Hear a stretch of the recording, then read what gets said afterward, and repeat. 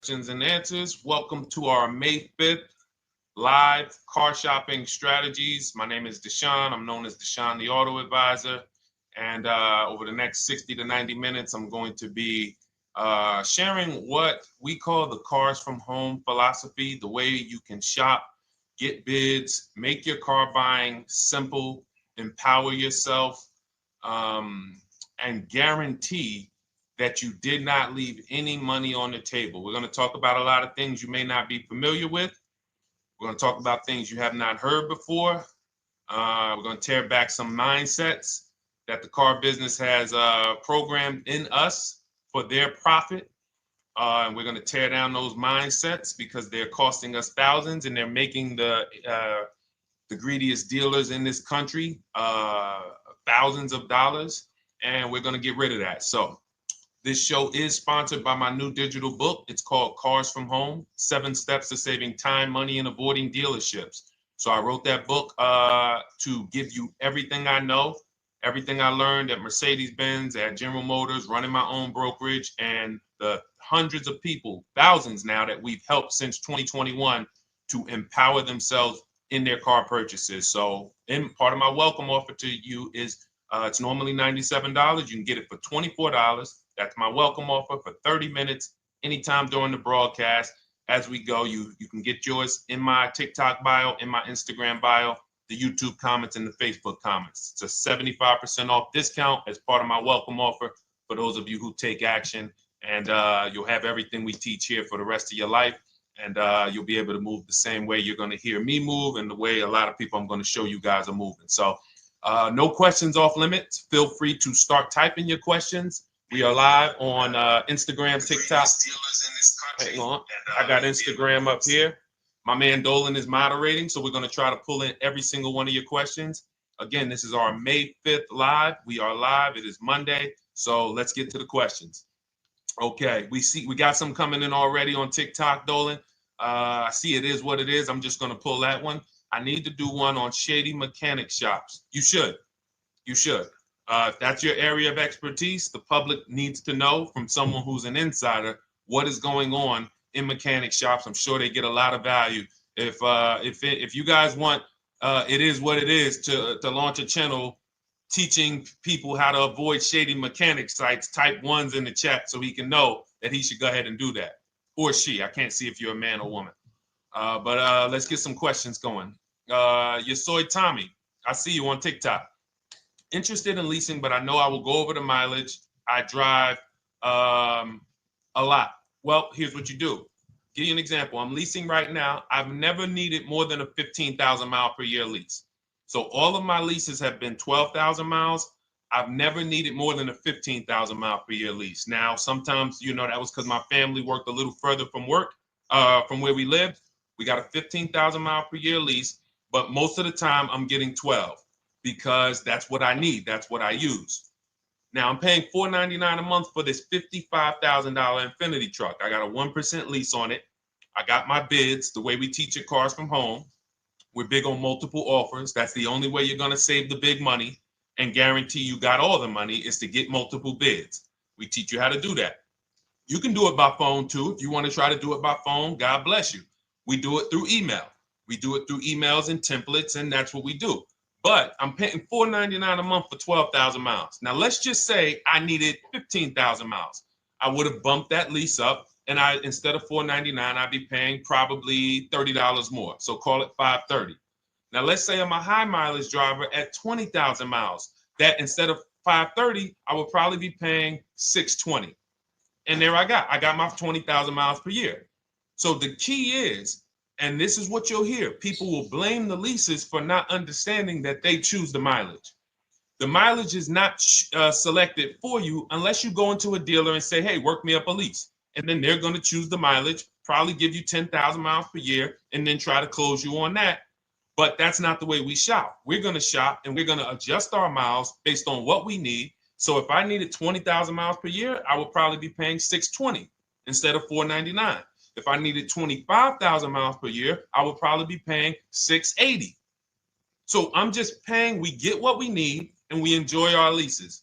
because when we buy these cars and we drive ridiculous miles, we depreciate our cars, we destroy the value, and then we still have a loan on it in a lot of cases for a vehicle that we have destroyed the value in because we put 60,000 miles on it in 3 years. So our loan is moving very slow, but our vehicle's value is dropping through the ground very fast, which is typically how we end up with $15,000, $20,000, $25,000 in negative equity.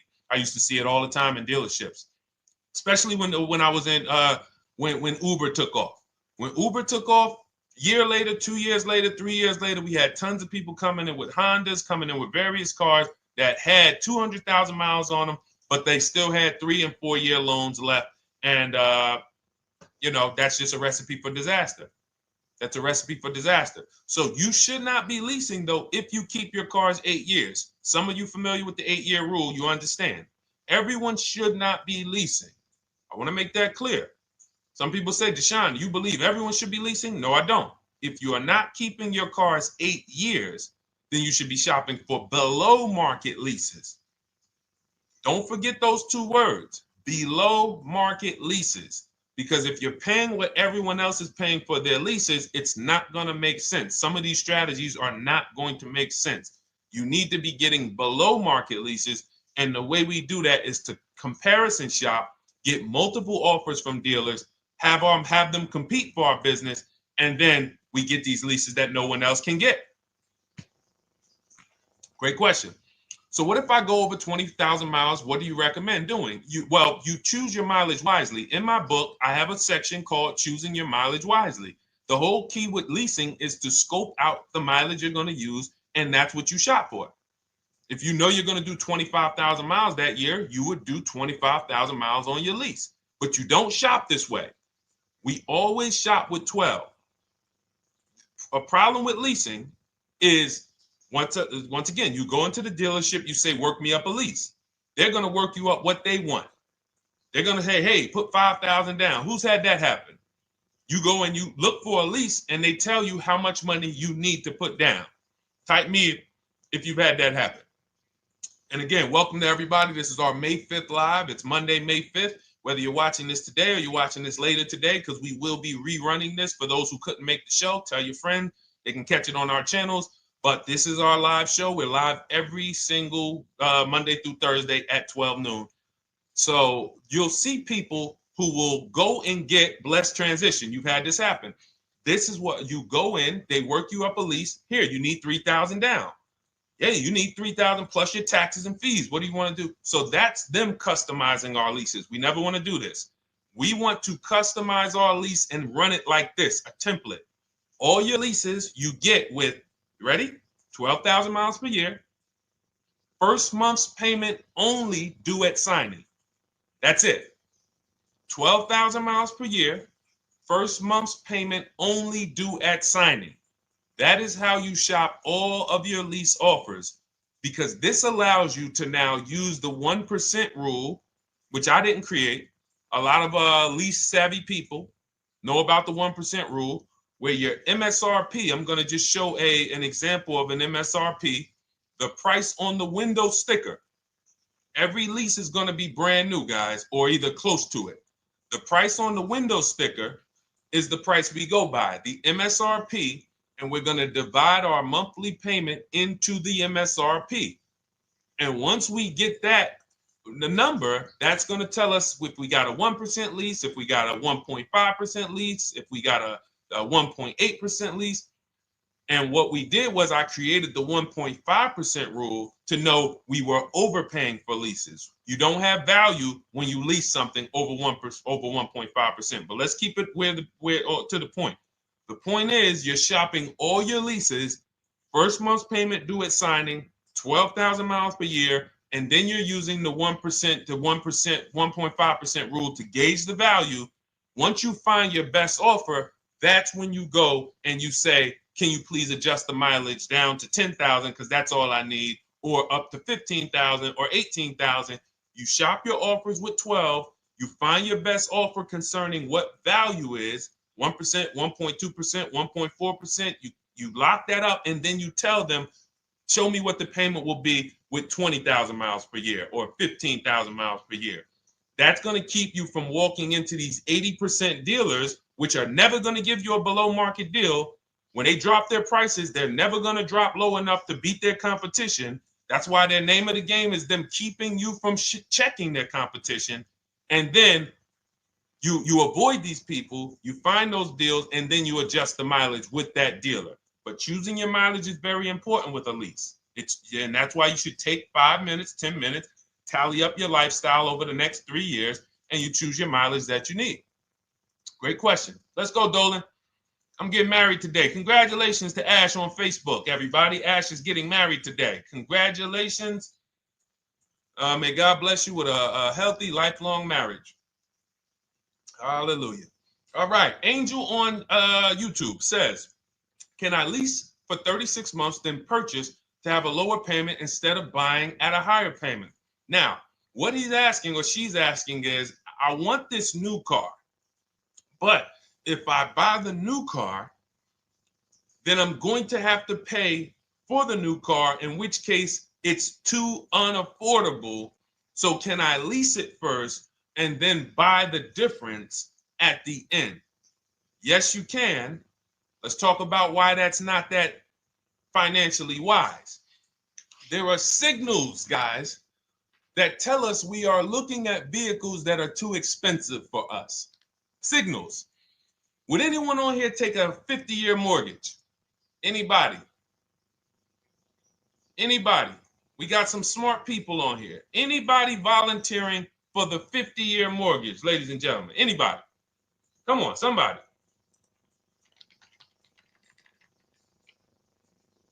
No, why not? Why not? Why is everybody saying no to the 50-year mortgage? Because we know it's ingrained in us that a 50-year mortgage on a house means we can't afford that house, right? Same thing with cars. There's signals. And so when we cannot finance a brand new car and it's affordable, what should we be doing? We should be going to get a pre-owned car. That's what we should be doing. So some of you have the luxury where you could afford both a new version of the car you want, and you can afford a pre-owned version, of course. So you might say, Deshone, I could afford both. I want this car, but I could afford, which one should I get, new or pre-owned? Thank you to the new gifter, Jeffrey Jones. Welcome. The Black King. Thank you so much. Gifter badges. Appreciate everyone who supports this broadcast. Thank you so much. You helped me to keep this information going. So what you're saying is, I could afford both. Which one should I get? In that case, it's a matter of your values. Do you want a brand new car? You want to treat yourself? You only get it every 10 years. So it's like, hey, I only get a new car every 10 years. I'm going to treat myself to a brand new one. Curtis Thomas, thank you for sharing. Or you might say, you know what? I want to go to value play. Even though I could afford a new one, I want to knock 20, 30, 40% off the price, and I want to get me a pre-owned version. So that's the people who could afford both. Some of you, you're like Angel, who like, I want this car, but I can't afford it new. In which case you go pre-owned, because you don't want to you don't want to lease a car 3 years, even if you get a below market lease deal, great lease payment, turn around and buy the difference, because you're typically going to need a 5 or 6 year loan for the difference. Once you get that 5 or 6 year loan, you add that to your 3 years that you leased the car, and you got 8 to 9 years of payments on the exact same car. 8 to 9 years of payments on the same car. This does not make financial sense to pay that long on a car. This is, you can't reach the reward stage where the car is paid off and you're putting money to the side for maintenance and repairs. You know, you got a paid off car, because the goal with purchasing is to get to that long-term ownership where the car is paid off. I don't owe anything on it. You know, I got a couple $100 I put to the side for maintenance and upkeep, but that's all. That car is paid off. I can keep that thing for 15 years. I can pass it down to my son, my daughter. We got an extra car in the family. That is the value of purchasing. So if you have a payment for 8 years on a car, you don't get to that stage. So that's why before I would ever recommend someone lease and then purchase the balance, I would recommend someone purchase a quality pre-owned car and get it at a below market price. Okay, does that make sense? Okay, everything that we're talking about, guys, is in my new digital book. It's called Cars from Home, 7 Steps to Saving Time, Money, and Avoiding Dealerships. Has everything we teach, because the name of the game is learning how to structure your deals. When should I lease? When should I purchase? And then once you have your structure, getting bids on everything to make sure you don't leave any money on the table. When you get bids on everything, you're never going to lose any money on your trade-in, because you didn't just get one offer on your trade-in, you got bids. You're never going to overpay for your interest rate, because you didn't get one offer on your loan, you got bids. You're never going to overpay for the new car or the used car you're buying, because you didn't get one offer on it, you got bids. And that empowers you to control the transaction. That is what we teach. That's in my new digital book, step by step. You can get your copy for 75% off, normally $97, but it's part of our welcome offer for 30 minutes. You got it in my TikTok bio, Instagram bio, YouTube comments, or the Facebook comments for $24. Okay, enjoy it, use it. All right, let's keep it going. I need to buy a car. I want to know how to buy the advertised new the new SUV vehicle for under $10,000 or even under $20,000. I don't really understand the question. Let me read it again. I need to buy a car, and I want to know how to buy the advertised new vehicle for under $10,000 or even under $20,000. Are you saying that's the discount you're looking for, or are you saying that is my budget? Please let me know. I don't quite understand. Go ahead to the next one, Dolan.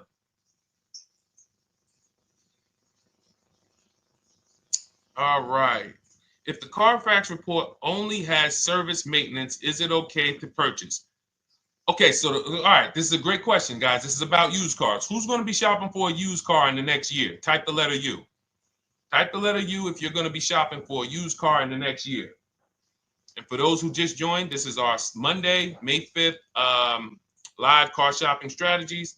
So we are live every Monday through Thursday at 12.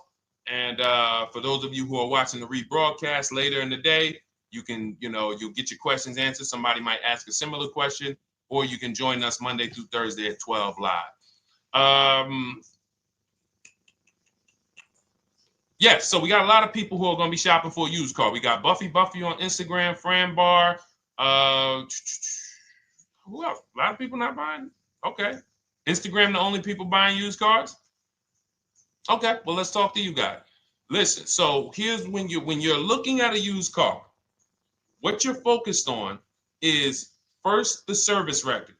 First the title history. What is the title history? That means, is it a salvage car? Is it a frame damage car? Is it a now, well, let's start first. Where do we find these cars? Let's start there. We're not going to lots. We're not stumbling onto people's lots. That's what they want. We do not want to go through our neighborhoods looking for used cars. Anybody who does not have a used car on a website, they're trying to take advantage of you, because that is unadvertised, that they don't want to be where the competition is. That is not the way we're going to move. And for years, it was like that. You drive past a dealership on the weekend, you see hey, oh, look, they got this nice yellow car, a nice big red car outside, and you just pull right in. That's 2005 stuff. Now, every used car, we need to be able to compare it to the whole market, which means we need to see it on a website, on a marketplace. So we're opening up, this is called my multiple marketplace strategy. We are opening up, and some of you are going to need a pen if you're going to really, or unless you're going to watch the rebroadcast, because I'm running stuff past you that, you're trying to buy a $30,000, $50,000, $100,000 car. We're not talking about how you're going to get a couple things from Amazon and, set up a little home studio for $2,000. We're talking about the second most expensive purchase most of you are going to make. So it's understand that you're going to need to focus in order to get the most out of what we're talking about. So we're going to go to the marketplaces. The marketplaces are Carvana. They sell their own inventory. CarMax, they sell their own used car inventory. Driveway, they sell their own used car inventory. We're going to go to now dealerships. AutoNation, they sell other people's, they sell their own. They buy and they relist it on their website. But then you have Car Gurus, you have Carfax, you have Kelly's Blue Book, no, not Kelly's Blue Book. You have Auto Trader, Car Gurus. So we're going to all these marketplaces, we open them right up in one tab. So now what we're doing is we're putting in our criteria, and what we want to do, we want to go 100 miles out. Even if you're not willing to drive 100 miles out, you want to see what the whole market looks like within 100 miles. So now, if you know what you can afford, then you can put in your price criteria. I have a tool that I created. It's called the Perfect Budget Calculator. Some people who have my book, you've used it, where you put in your down payment preferred, you put in your interest rate, you put in any equity from your old car, and it tells you, because what you tend to miss is the fees. That's what you tend to miss. So if you're not using this calculator that we created, you want to add another $2,000 or so, because you got to factor in the fees in that budget. Some of you go out and say, man, I think I could afford $30,000. Then when you find your car, they bump you up to $33,000 because you didn't factor in the taxes and fees. So this calculator does it for you in my book, and everything we use the Perfect Budget Calculator. But if you're not using it, just estimate another, a little higher. Now you put all of that into the marketplaces. Now you're looking for what the inventory is. Now, here's the reason why you must open up all these marketplaces. First reason, they have different cars on them. Carvana and CarMax has different cars than Car Gurus, Cars.com, Auto Trader. There's different cars on them. Another reason we need to open it up is because sometimes you'll see one car here on Car Gurus for $31,000, and then you'll see that on Auto Trader they marked it down $2,000. It's $29,000. And you're like, wait, why the heck is it lower? This is the same car. Well, it could be because this marketplace got the notification first to lower the price, and maybe this one takes a little longer to see that, oh, maybe that takes 24 hours before their updates take effect. So that's why you want to open up all these marketplaces. Now you're narrowing this down first based on your color choices, what options you want, your models, and now we're starting to narrow this thing down. So we're narrowing it down. Now we start to look at the history of these cars. This is the best way to start narrowing down your used car search. Let's now dive into the history. I need the Carfax. Now, some of these websites will give you a free Carfax. Some of them will try to make you buy a Carfax.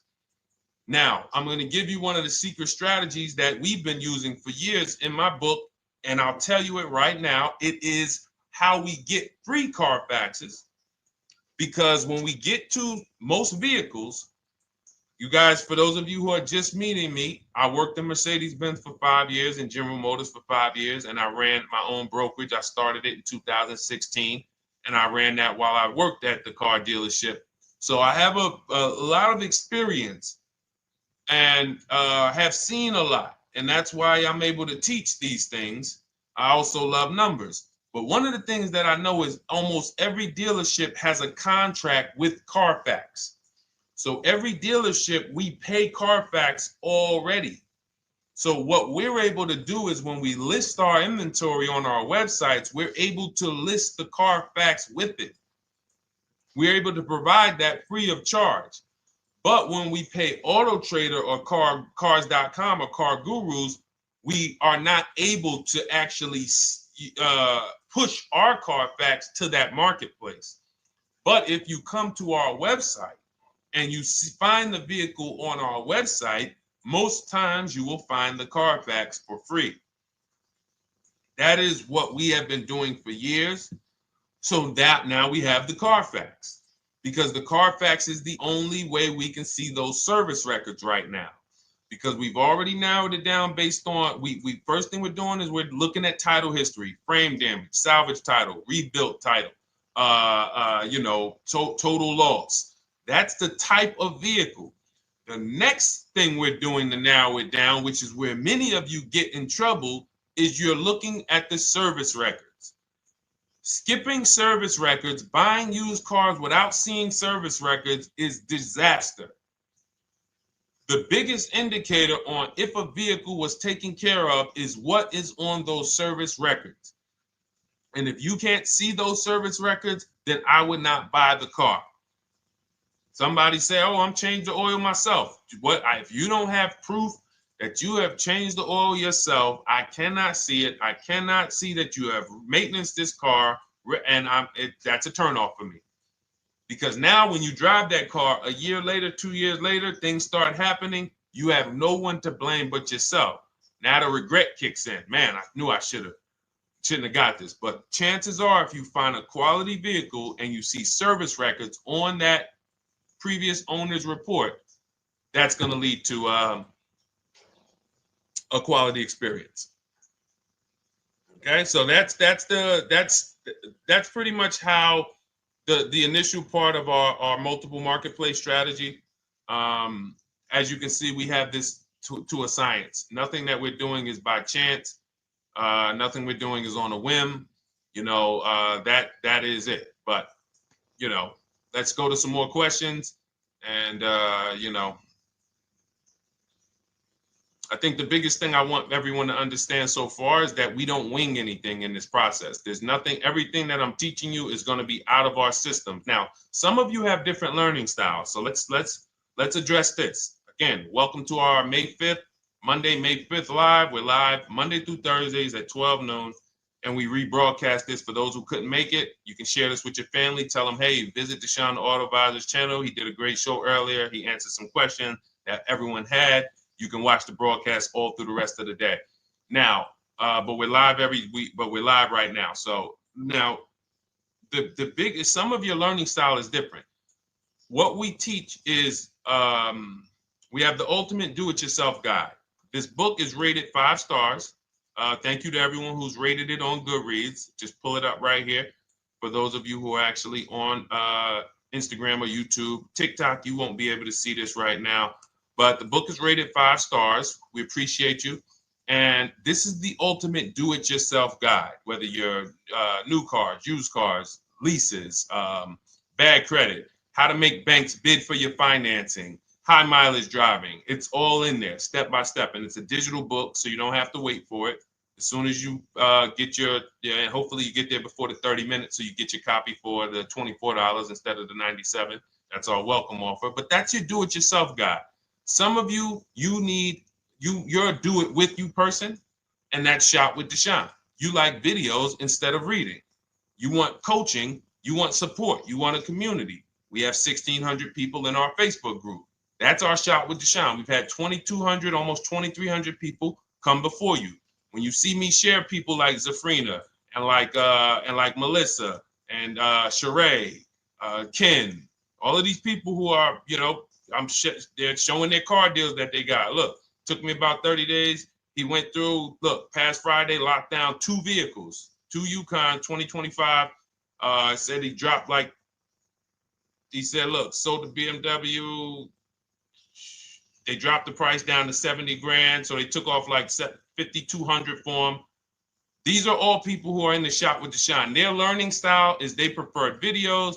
They prefer, coaching with me. But again, it's the same information. So I want to be clear.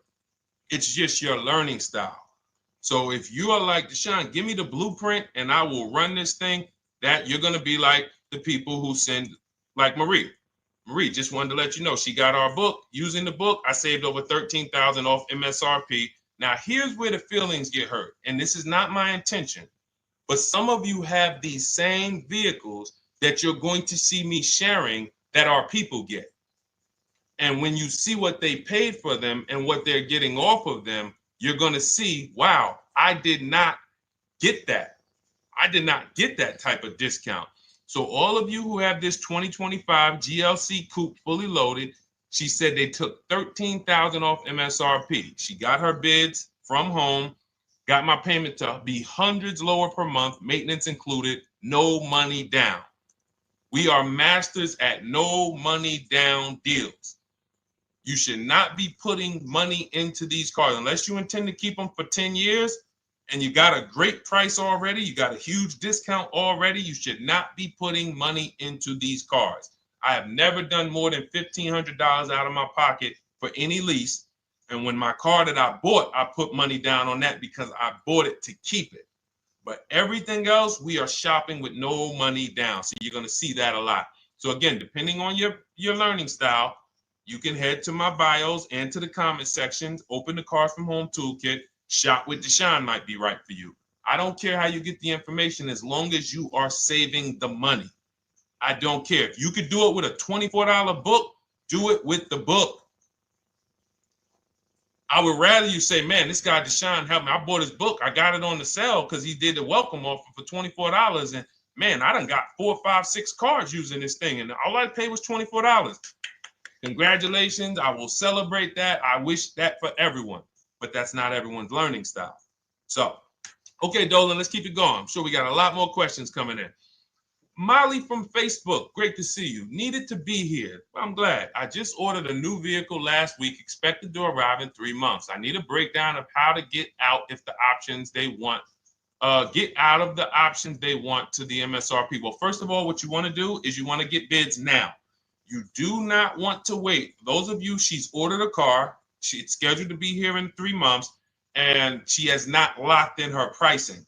Now, the reason when we order a car, we are always getting our bids first because the closer your car comes to arrival, the less leverage you have. They know once that car comes in there, she's been waiting for 3 months. She is not going to want to walk away from this car. She is not going to want to do this all over again. And they're going to probably take a shot and say, or if you look for a discount at that point, you probably are going to be like, no, I'm sorry, we can't give it to you. So what we're going to do is we have to now send that request out. Now, there's 2 ways for you guys to do this, whether you're leasing or purchasing new cars. 2 ways for you to do this. You can do it your way, which is calling around.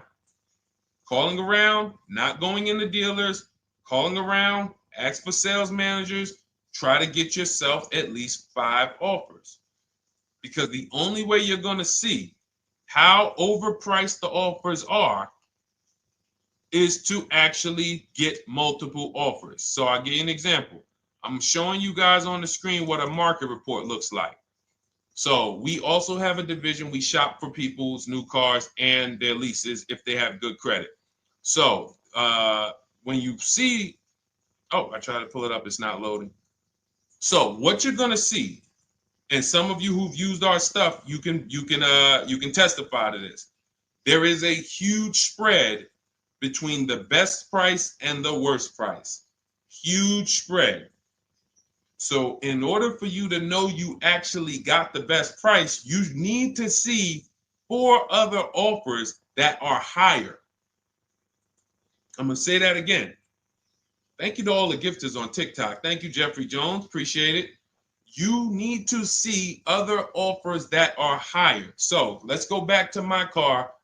This dealer who won the bid for my Infinity truck saved me over $8,000. Now, he said to me when I was making the deal with him, he said he knew that I was not going to find a better offer because he had used a special coupon he had to apply towards the deal. He needed the deal that month, and that's why he won the bid. So he's able to take off $8,000. If I was purchasing, I would have got $8,000 off the price. But I leased it, so my lease payment was $499 a month with $1,270 down total. And $1,270, $499 of that was my first payment. So every other offer that I got, 560, 605, 640, 700, 750. That's how you know you did it right. If you don't have a bunch of the 80%, we call them. This is the 80%. Some of you have heard me say we don't negotiate with dealers with fake fees. It's a losing battle because even when they take off all the fees, they're still super high. I'm going back and forth by email. So if you're using what we teach, you're taking minutes out of your day. You're going back and forth with email. We close deals in 60 to 90 minutes. I'm not inviting anyone to car college. 60 to 90 minutes of emails back and forth. Next thing you know, we're closing a deal. But you're going to see, even after back and forth and telling the dealers through email, you can do it by phone. Hey, I'm shopping other dealers. Please make me your best offer. I have all the templates written. So when you're using our stuff, you don't even have to wonder what you're going to say. You just copy and paste our template.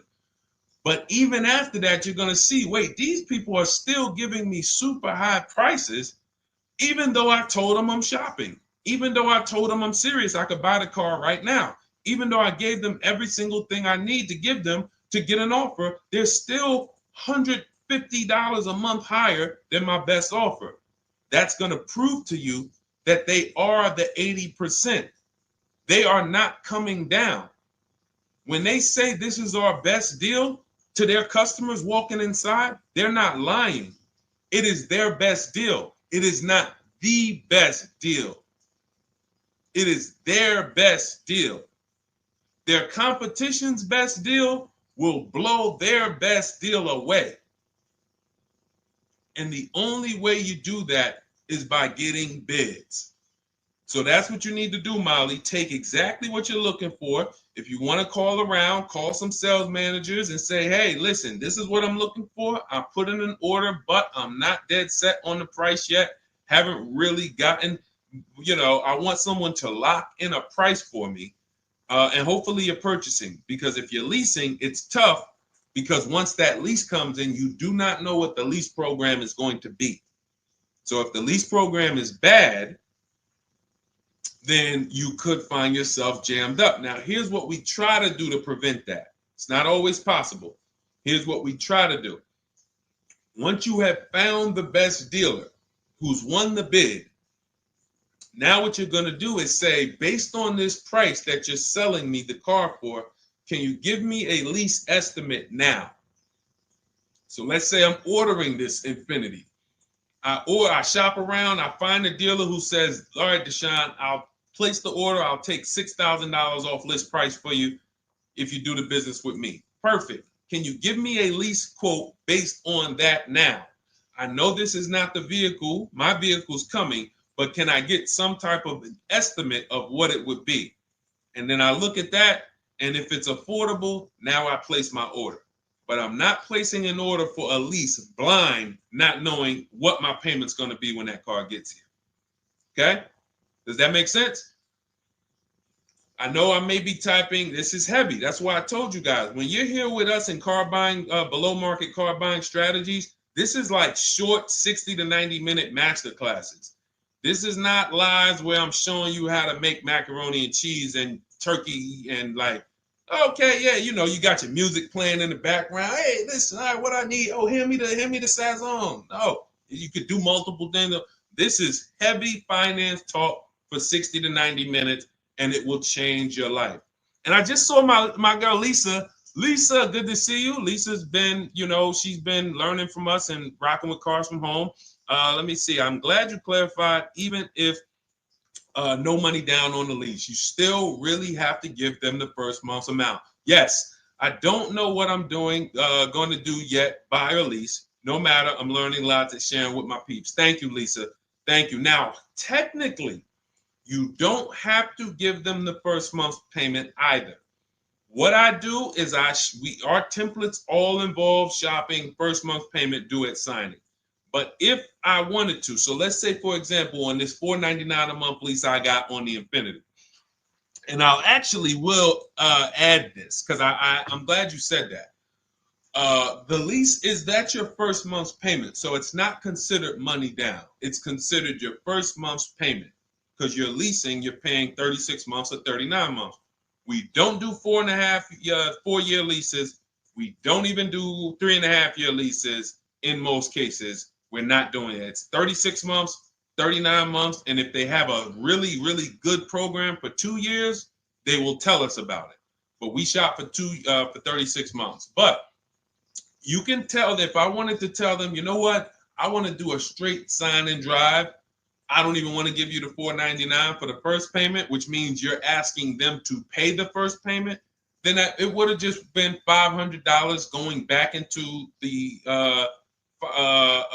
cap cost, which would raise the payment probably with interest and taxes, maybe 15, 17 bucks, something like that.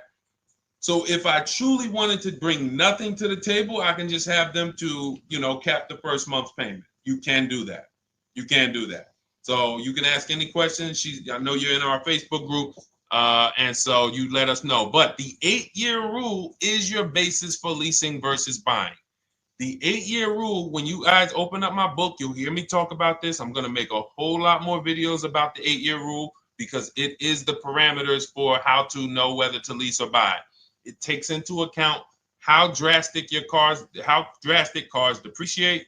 They lose value like crazy. All the losses are in the first 5 to 7 years, and you don't win until you've kept the car at least 8 years, compared to someone who's getting a below market lease.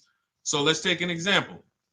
You look at somebody like, look, Brian. Brian got my book. Just finalized my first ever lease using your system. 2025 HRV Sport all-wheel drive, $30,000, $505 MSRP. So this is a $31,000 vehicle almost, and he got it for $395 a month, which is a 1.2% lease, no money down. Now, his initial quote from this dealer was $434. This is the winning dealer. But in my book and in our systems, we have a counter offer calculator where we put all the offers we get into the calculator, and then it calculates the best offer and it tells us what to counter. So his initial quote was $434. He countered with the calculator and ended up closing his deal at $395. So these are the people that, for all of you who you're like, wow, are there any cars out there with a $300 payment anymore? Well, if you're buying a car, you are buying it at a $300 payment. You could only spend, who knows, every $5,000 on a vehicle is about how much per month? Every $5,000. When you're looking at a car, every $5,000 on a 5-year loan, which is what you should be defaulting to, is about how much per month. Thank you, Nikki. Nikki got a #1 gifter badge. And I don't really know what all of that stuff means, but I definitely appreciate it. The Black King, thank you so much. I just know it means you guys support the show. So I appreciate it. So who knows? Every Nucci Graham is and I want to Nucci Graham will address you next, because as soon as you get your book, on the thank you page it says thank you for your purchase. Click below to open your book. So we'll address that shortly. But okay, thank you, Lisa. Yes, every $5,000, and Nikki, $100. So this keeps you in the safe zone. When you are looking for how much loan I'm going to take, you are looking and saying every $5,000 is going to cost me roughly $100 per month. So if I want to spend $400, then my loan needs to be about $20,000, which means I'm looking at this car. If I'm going to buy it for $23,000 plus fees, and I want to be at $400, I'm going to have to come up with some more money down, because I need to get my payment here.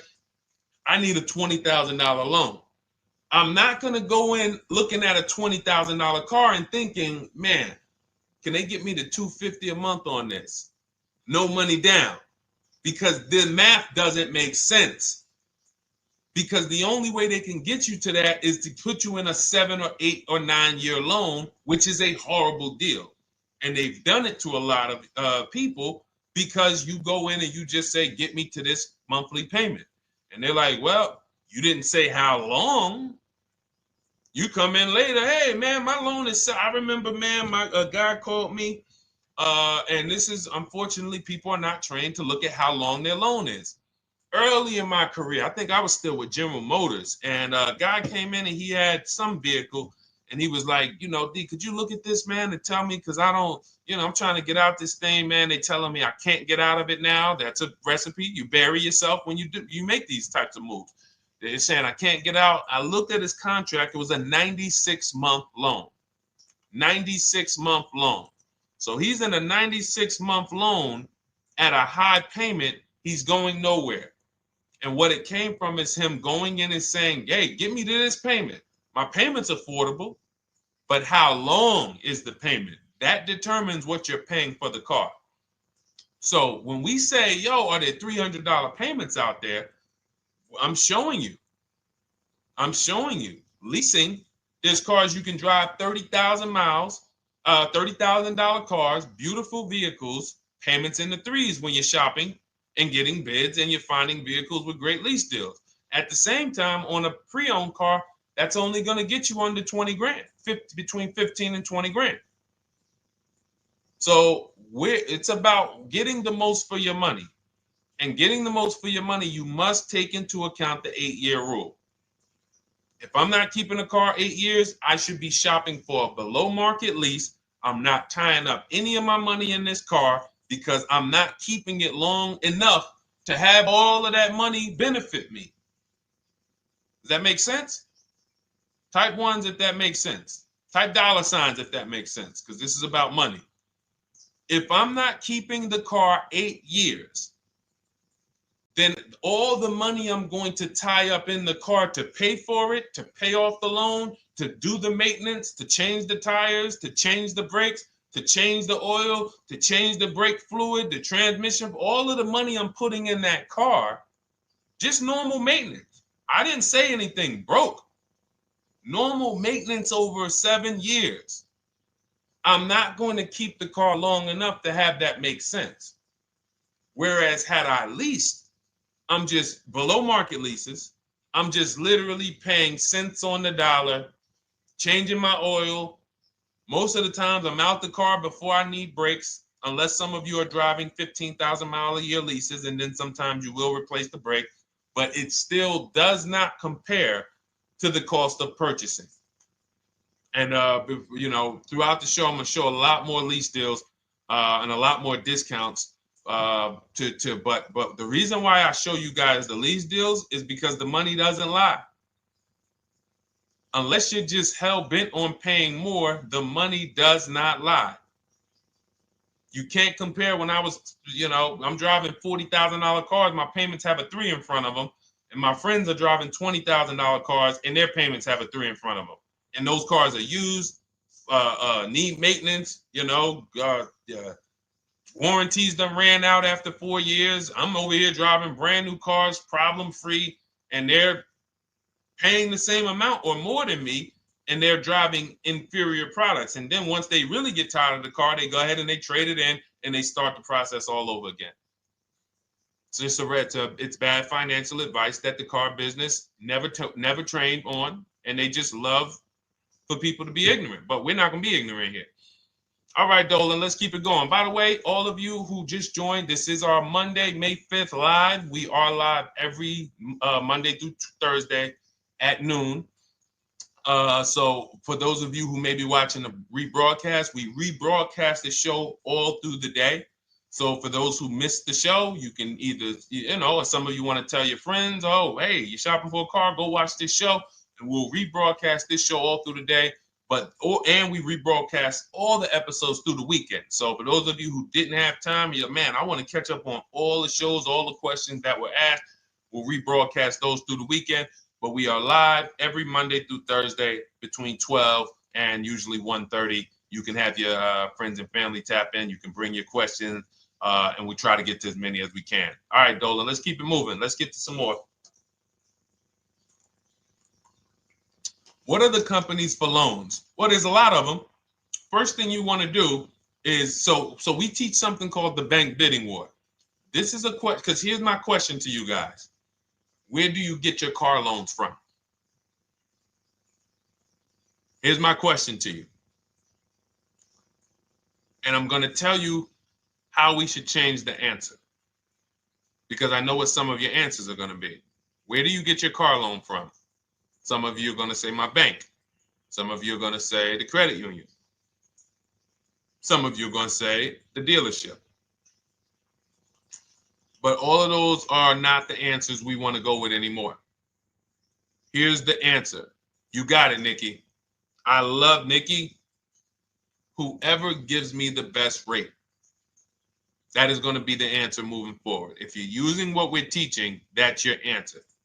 Whoever gives me the best rate. What, in other words, whoever wins the bid. So what we're doing is we are not just going to our credit union and having them run our credit, give us a rate, and now we going out and we're shopping with a check in hand and we're shopping with our back against the wall because the bank says, well, hey, you know, your pre-approval expires May 17th, so you hurry up and find a car or you're going to have to come back and run your credit again. Now we're over here and our bank is putting our back against the wall. That's ridiculous. So what we do is we use what you should do is you should look at the average interest rate. If you have average credit, look at the average interest rate, and then you use that to budget. Again, I have a calculator that we invented. It's a proprietary calculator. You can't find it on Google. It's in my book. It's in our course, Shop with Deshone, in our checklist, our video checklist. This is stuff that, again, we don't, if you notice stuff that I teach, it's not anywhere. Deshone, why can't I find an 8-year rule on YouTube? It's because it's Cars from Home. We created it. I can't find the 1.5% rule. No one else teaches it. That's because it's our intellectual property. We created it. I don't mind people saying it, but they need to understand we didn't find this stuff. We created the stuff. So calculators, we invented them. So this calculator you take this interest rate, but even if you want to use a standard payment estimator calculator, you can take just what I said. Remember, add a little bit more for the fees, because that's what you're not taking into account. The fees, the taxes, and that's where we get in trouble. My calculator, our perfect budget calculator, does that for you. So now you want to look at the average interest rate. Type in average rates for cars. Use that for your budget, just so you can know about how much car I can go and get. So between what I told you about the 5,000 being $100 a month, and that last part about, adding a little bit more and using the average interest rate, you should have a good gauge on a range of car to go and shop for. Now, once you now shop your market, whether you're shopping new or whether you're shopping pre-owned, once you find no one's touched your credit till now. No one has touched your credit with a hard pull, especially now. We do not, in order for this to work, like what Nikki is saying, where you're only giving your business to the bank or credit union that gives you the lowest APR. In order for this to work and for you to be able to shop freely, no pressure, you need to make sure you don't let anyone run your credit with a hard pull before you find your best deal on a car. Soft credit pulls, estimates of budgeting, the way I just said. Now, you go out, you find your car, whether it takes you a week or a month or 3 months. Bang, I found my car now. You lock the car up, put it under contract, you leave your deposit. You never, ever. How soon when you get a car does the dealership want you to take it? I like asking questions like this because we can prove how predictable most of the car business is. How soon after you purchase a car does the dealership want you to take it? Thank you, Janae. Immediately. Now, the reason for that is, there's various reasons. There's various reasons. Right then and there, Molly, yes. But what I want you guys to focus on is what you lose by taking it right then and there. You lose the ability to shop the interest rates. And shopping the interest rates is very important because you'll always wonder, could I have gotten a better rate? So what you do is you lock the car up, you let them know, hey, I'm going to go home, just give me my, let me get my paperwork so I know exactly how much I need to tell my bank. And here's the key, if you guys can beat what my bank or credit union gets says, then I'll give you the loan. See, some people think that I teach don't let the dealerships compete. I never teach that. What I teach is don't let the dealerships be your first offer ever. They are always your last offer, and they're competing against other offers that you got. So now you're going home, your car's waiting, you're going to see what your bank, your credit union can do, and then you go online. You can go right online. Auto loans online, auto financing online. Let all of these banks and credit unions access your credit now with the hard pull, because there is an article that Experian did, and you can find it at almost any credit bureau, wrote an article on rate shopping. They allow you to have multiple lenders compete for your business within a small period of time. They say the window is 14 to 45 days. So if the window is 14 to 45 days, how quick do y'all think I want you to do it? If the window says, because that's a big window, as long as you shop within that window, at the end, those multiple inquiries will have the same weight on your score as one inquiry, because it looks as if you were shopping and you were doing your due diligence. Thank you, Greg, Sheila, with these gifter badges. I don't know. It's like a nice. I appreciate it, Glendale. Thank you. So with these, when these banks are competing, what you're trying to do is say, everyone here on my end, we call this the bank bidding war. This is round two. Round two is you are bringing your car home. I'm sorry, you are at home. You're going online. You're calling your bank. You're calling your credit union. If you have one, you're going online. This will take you literally one day, not even. This maybe take you an hour. Because if they say that the window to shop is between 14 and 45 days, I want you to do it in 24 hours. We want all the competition in 24 hours. Because that guarantees we are way within the window. They're going to look and see, wow, this person bought a car. They had multiple lenders competing in a small period of time. They're not out here just letting people run their credit over, every week. Some new banks running their credit. So now you call the dealership afterwards. You say, hey, the best offer I got was from such and such credit union or such and such bank. If you guys can beat it, I'll give you the business. You allow the dealer to now shop you to their banks. In which case, they're going to call you and say, hey, good news, we got you a better rate. Or, hey, good news, we couldn't beat the rate, but we can match it. In which case, they save you the time, they save you the paperwork. Or they're going to say, hey, listen, that's a great rate you got. We can't beat that. None of my banks can beat it. And in which case, we guarantee all around we got the best rate, which is the goal we're looking for. As Nikki said, I'm only giving my business to who gave me the best rate. That is the bank bidding war. So when you get your digital book, Cars from Home, you'll get that in writing. We also have it in our Shop with Deshone video checklist. For those of you who are more do-it-with-me types, again, we're all about your learning style. And some of you just like, Deshone, I see you. Can you shop for us? What are these? I'm seeing a lot of you guys shop for people, new cars, new cars, leases only. And you have to have good credit. Your FICO scores need to be over 670, all of them.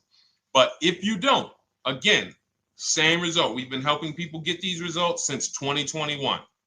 And again, I am all about speed. These are short videos. The book is boom, action steps, action, action, action, action. I'm not trying to teach you everything about cars. I'm trying to walk you through a path, a 7-step path to get to the result you want all the time. Okay, I'm not taking you to car college. You're not going into the car business. You just need to know how to get the best deal. And that's what it's about, step by step. Okay, but for those of you who are just coming on, this whole show is sponsored by my new digital book. It's called Cars from Home, 7 Steps to Saving Time, Money, and Avoiding Dealerships. It's a digital book. Everything we teach about new cars, used cars, leases, below market financing, high mileage driving tips, bad credit tips for those of you who have your credit is not going to qualify you for everything else we're talking about. You need specific strategy. We have that specifically for people with bad credit inside my book and inside Shop with Deshone. So that's why I never believe in one size fits all car buying advice, because all of you are in different situations. So how does somebody look saying, you all should do this? We're all in a different situation. I have a trade-in. He doesn't. He has a lease that's coming due. He doesn't. Oh, he has a lease that's coming due. He has equity in it. We need to help him get that equity out. He has a lease. It has an equity, but it has a third-party restriction. We can't talk to people the same. That's why everything we do is custom and letting you know, no matter what your situation is, it's very common to us. Very, very common. So, all right, let's keep it going. We got some more time, Dolan. Pull them up. More questions. All right, yeah, I see we got a couple more coming in on TikTok. How do I get the book? Well, the book is in my TikTok bio. In my Instagram bio, there's a website there. It's Cars from Home Toolkit. And then you'll see the welcome special for $24. So the book is normally $97, but as part of our welcome special, you got 30 minutes to get yours for $24. So you won't pay the $94. You get 75% off. We also have a link for you guys on Facebook and YouTube in the comment section so you can get your copy. And if you're going to spend a couple more minutes with us, I would appreciate if you share the broadcast with one person that you care about, so that can help. We can help get this information out, and we can help change lives. If you didn't receive your ebook, well, first of all, as soon as you purchase your book, you're going to see a thank you page. It says, thank you, screenshot this page. And then it says below, click the link below to open your book. So you actually get the link to open it as soon as you make the purchase. And then I say, I also emailed you a copy. So sometimes people type their email in, one letter's wrong. Obviously, we can't send a book to an incorrect email, which is why I have my support team's email right on there, so that if you don't see that book within 5 to 10 minutes, you email my support team, hey, I didn't get the book. They'll get you the book right away. So as you can see, I want you to, Dolan, can you put up, do we have anywhere with, we can put up the support team's email for this person, and just send an email to support. There you go. Thank you so much. Support at Deshone the Auto Advisor. Thank you, Dolan. Best moderator in the world. All right, so shoot them an email. Just let them know. Give them your first and last name, and they'll check the record, make sure that we have a purchase from you, and they'll send you your book right away, so you can dig right into it. Okay? All right, let's keep it. We work with clients all around the country. What I'll start doing, I wanted to bring some on here today, but I can't load them up. The system is showing an error. So I got a lot of people. I always bring tests. I always like to show results. So, you know, I'm a results person. So you'll see a lot of people that I share. Brian, who has our book, and, you know, his lease, Marie with her $13,000 off. All of these people made deals from home. They were not in a dealership negotiating this. You got, look, Frank, I bought your book, used your system, and just closed my deal and have positive results to report. I love when y'all email me, by the way. Like, please continue to do this. A caveat is I wanted a just released 2026 Genesis G70 Advanced, and there are no incentives. I could have gotten incentives on the 2025. However, I wanted the 2026, and I was willing to pay. So even with high demand cars, even with cars that are rare, this is the situation. I reached out to 20 dealers, and I received 9 offers for 36 months, 12,000 miles on a $58,000 MSRP. The initial offers range from $1049 to $901, with everything in between. I counter offered using the calculator that we have, and closed the deal at $815 on a $58,000 MSRP. That's a 1.4% deal. Now, mind you, that on a vehicle on a 2026 with no incentives, which means every bit of that was the dealer taking off money for him. He probably had to get at least $5-6 grand off to have that deal come in the 8s, when other dealers were quoting him 9 up to 10 and, you know, mid $1,000 range. So, you know, but so I show the book testimonials. I show my Shop with Deshone testimonials. But I want to start bringing these market reports so you guys could actually see that's our team shopping all around the country. And that allows us to stay, we're able to just stay on top of the market, like from state to state. It proves like this stuff is not, oh, if you're in New Jersey, the deals are better. Yeah, if you're in Florida, the deals are better. If it's California, we don't have deals out here. All of this stuff is not true. And thank God we have people using the Cars from Home systems, be it by book or be it by our video checklist, or be it us shopping for people all around the country where we can tell you beyond a shadow of a doubt. I can show you market reports from Texas, from Oklahoma, from South Dakota. We did a deal for a Mazda, a South Dakota deal, Nebraska, California, Florida, Georgia. We're shopping for people all around the country. And there's great deals everywhere in the country when you know how to make dealers bid. Because you're always going to find that 20% dealer who just wants to beat their competition. They're the best in the region. And you got to go out to find them. You got to have a system to find them. Because most of the dealers are not them. Most of the dealers are the 80%. That's just the way it works. It's a numbers game. And the 80% are very expensive. And when you walk into the 80%, they'll go down. You're like, oh man, all right, can you take off? Can you get me down? Like, yeah, man, you're like $150 a month higher than where I could be, my max. And they go back and forth. You're like, man, I could take off $50 a month. Ah, man, that's the best you could do. And then next thing you know, you get down to 100. Yeah, all right, we'll take off $100 a month. And you're like, all right, I guess I'll take that. You don't realize that a 20% dealer, not only were they nowhere near your max budget, they were $100 less than your max. You're talking to the 80%. The 80%, when they come down, they're still here. The 20% are here. So you're over here with an 80% dealer walking into these dealers. 8 out of 10 dealers over here are 80% dealers. So y'all talking them down like this, and y'all thinking we winning. Oh, I talked them down to this. Meanwhile, the 20% dealers are here.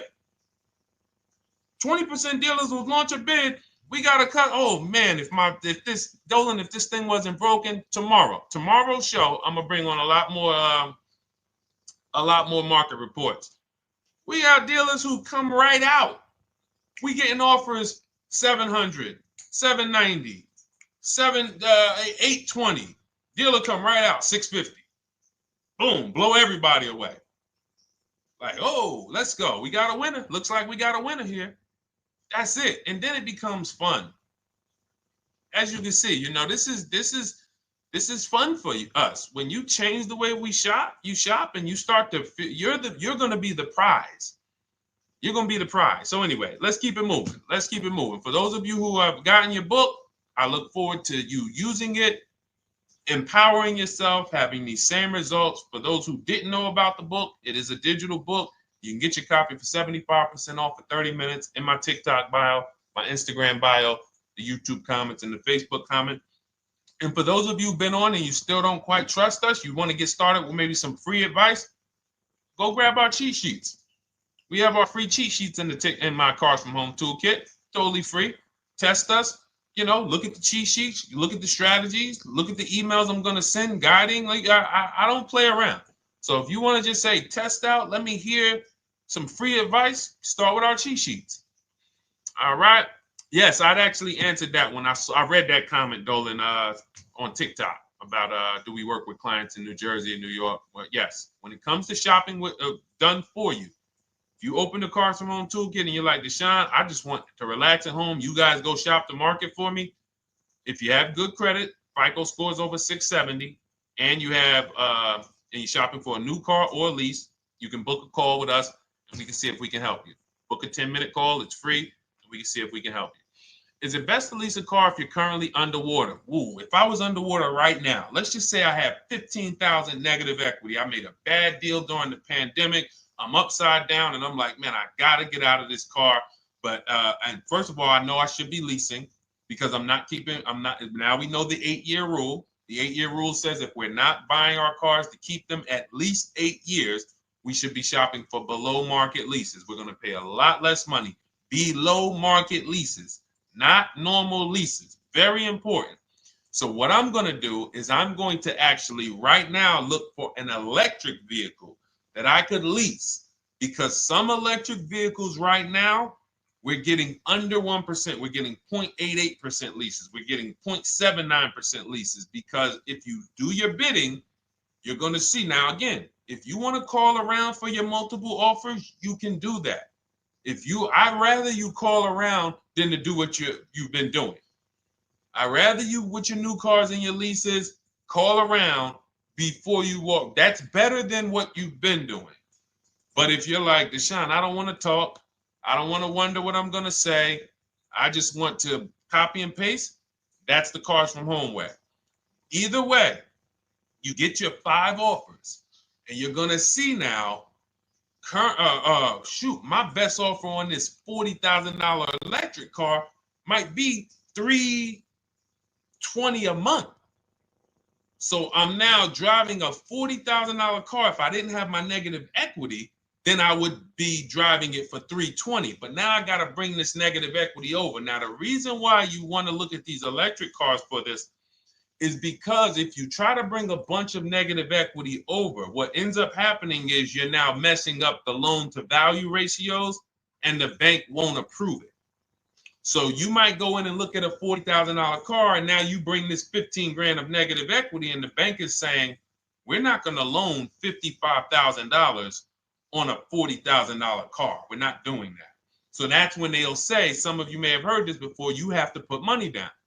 They'll say, we can't get you approved unless you can put $3,000 down, $5,000 down. You have too much negative equity, and the bank is not going to approve it all. But when you get your bids on some of these electric cars, you're going to get $10,000, $15,000 off. And this is specifically what I would be looking for. I would be looking for the electric vehicle that when I get my bids, I'm saving 15 to 18 to 20 grand off.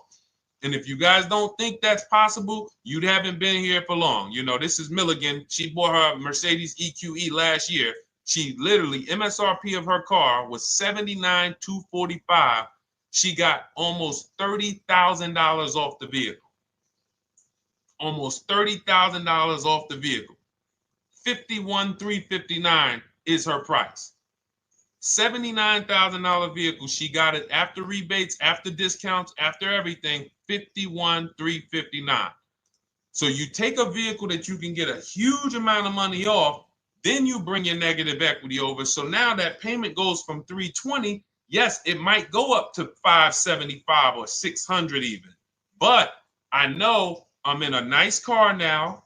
I'm in a brand new car, and after 3 years, I'm done with that negative equity. So that's what I would be doing.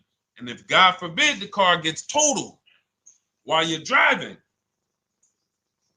you're out of the negative equity in a lease. So if I rolled that negative equity, 15 grand over to this car, now I'm driving it. Boom. All right, I got this electric car. I'm out of the negative equity. I got a good value. I'm in a $40,000 car. My payment is affordable. Now I'm driving. Oh, shoot, car gets totaled. I'm out.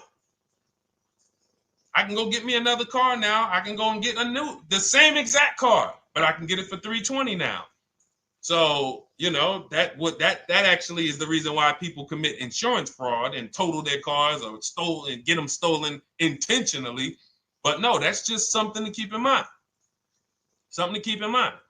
Because most of you, when you start leasing, you're going to see that was my reason for negative equity. That was my reason I kept having negative equity, is because I wasn't leasing. And that was the reason I was paying more money for cars than I should have, because I wasn't leasing. And again, the key is getting below market leases. You walk into a dealership and say, work me up a lease, you're not going to have these payments that, you know, we're talking about here. It has to be below market leases. That comes through multiple offers. Only way. All right, let's keep it going. A lot more questions. No gap then. Is that your first time leasing? Well, no, we'll get to that. I see it's a little conversation happening on TikTok over here. By the way, everyone, this is our Monday, May 5th live. We're live Monday through Thursday. Tell your friends, please. I would love for those of you who are going to keep joining us to see some friends tomorrow, family members tomorrow, co-workers. When you are at work, when you're talking to people, if they say they're car shopping, I would love for you to invite them to our live shows Monday through Thursday at 12. And if they couldn't make the show, we will rebroadcast each episode for the rest of the day. So after today, after we end the show, if you guys want to refresh on some things or you want to whatever, you want to send people, we will rebroadcast this episode for the rest of the day. And then on the weekends, we put together a weekly compilation. We broadcast them all just for the people who couldn't make the live shows. But every Monday through Thursday, we are here. And yes, happy Cinco de Mayo to you too, Nikki, and to everyone who celebrates. All right, what do you think about waiting till December month, mid-month to buy a vehicle? I do not. Dealers need cars to sell before that. It's a myth. All right, we're going to dispel a myth, okay? When have we been taught that the best time to buy a car is? Thank you to everyone running up the likes on TikTok. We're at 3,400 likes. Every time you hear something you like, you double tap the screen. That makes a big difference. It sends a message to TikTok that we're doing something good over here. Okay, end of the month. Yes, sweet now. End of the month. So we're gonna peel, like I told you guys when we started the broadcast, right? We are gonna, yes, Molly, last day of the month, right? So this is what we have been taught. Last day of the month, come on in. That's where your deals are, right? Let's look at this logically. As a former car salesperson, the times where where I saw the dealer or myself being the most desperate was the times where we did not have a lot of customers. Sometimes you look up, it's the 10th of the month. They call us into a sales meeting. They say, hey, guys, we got to sell 200 new cars this month. We are only at 40. We are way behind. We are tracking way behind. Call anyone you know who's a real customer. We are entertaining every reasonable offer. Now, you've been taught there's a group of people that we know are coming at the end of the month. There's a group of people that we know that last weekend they're going to rush. But there's no desperation there from us because we know they're coming. So we look and say, I'm much more desperate at various times throughout the month than I will be at the end of the month. Because think about it. Every time you go into the dealership at the end of the month, is it dead or busy? You go into the dealership most of the time at the end of the month, is it dead or busy?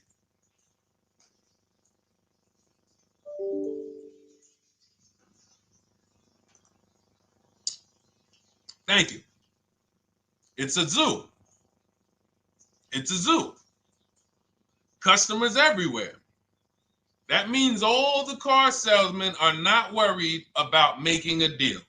In fact, they're looking at you and saying, hey, Molly, thank you. Listen, I know you, look, I know the payment's $780 a month. I know you said you wanted to be at $499, but, we've been going back and forth. Can you work your way up, get closer to the $780? Because they know now we can take a shot. Because we have some other customers behind you, Molly. Did you see the people walking out? These people just walked out. They're mad. We don't have enough salesmen here. We got people waiting 40 minutes to speak with somebody. Do you think you're getting the best deal when that's the energy? Yes or no? Let's just be honest here. See, you might forget some of the lessons that we teach if you don't have our books and if you're not in our video checklist and coaching. You might forget some of the lessons, but hopefully you won't forget the stories. So you walk in the dealership at the end of the month, the place is a zoo. It's people everywhere. They're ringing bells. They got the big clown, donuts around. Hey, you want a donut? Do we think there's desperation? Thank you, Sheila. Thank you, Molly. There's no desperation here. And they don't magically wait till the end of every month to hit their numbers. Some dealers hit their numbers at the 25th of the month. Numbers are hit. We still got people coming in end of the month. So What we want to do to answer the question is we want to be positioned.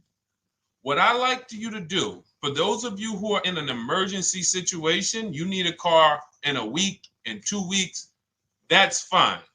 Everything we teach can guide you. We've had people who got their cars in 3 days. Like that's not something that is let's see. This is my second go around, much easier, more relaxing experience. Calculator definitely helps. Turned in my CRV, got a 2022 Marcus, some dealers wouldn't do. Somebody, I wanted to read you somebody who got their car in like 3 days, 5 days. That's normal. Again, like I said, we're not taking you to car college here. Like you know, our step-by-step programs can get you to your cars in less than a week, 90 minutes. But you don't want all your car shopping to be emergencies, because here's where you want to be. You want to be able to say no for up to 3 months. Reason is, there's a group of people that walk into the dealerships. They're there right now. They're desperate. They're giving off desperate energy. They can't say no. They back themselves into a corner for whatever reason. If their leases are up, maybe they don't know you can get an extension. If your lease is up this month, you can call. You can get yourself an extension for 1 month. Some leases will be extended up to 3 months, up to 6 months. Those of you who have cars and you're like, Deshone, I'm shopping for a new car, but I don't need it. I just, my car still got some life to it, but, I want to look for something new. This is a position of power to be in. This is where you want to be. You want to be able to say to yourself, all right, let me look at the offers this month in May. All right, I'm going to follow up next month because the offers change. The used car market changes. The lease prices change. The dealer desperation, it changes. I'm not letting tariffs push me into doing something and making a bad deal. I'm not doing it. I'm not worried about tariffs coming, because there's going to be deals no matter what. If the prices of the new cars go up, what happens to the prices of our used cars that we're going to be selling? See, that's how we really won during COVID. Some people who've been with me since 2021, that's how we were winning. My man John Shaw, he was one of the first people. David Isaacs came in, got his BMW. Yes, the lease prices were slightly higher back then. We were still getting under 1.5. We were still getting 1.4. John got a 1.2 on a Jeep Wrangler, but we were selling our old cars for 8, 10, 12 grand more than they would be worth today. So even if the new car market goes up, we know how to maximize the prices of the cars we're getting rid of, and we're going to offset it. So we want to position ourselves to be able to say no. That is the strength. That's the leverage where we can say, you know what? All right, I'm going to follow up next month. Now we're telling the dealers right up front, hey, call me. I'm good between now and June 18th. I'm good between now and July 20th. So now what those dealers say is, okay, this is a serious customer. By the way, we have all this in templates. In my book, you fill out the template, you fill in, here's the day you can buy a car. This is your deadline. When we blast it out, these are things you can call dealers and you can tell them, hey, I'm good between now and anytime before the summer. Call me if you get a black one with the red seats and this package in it.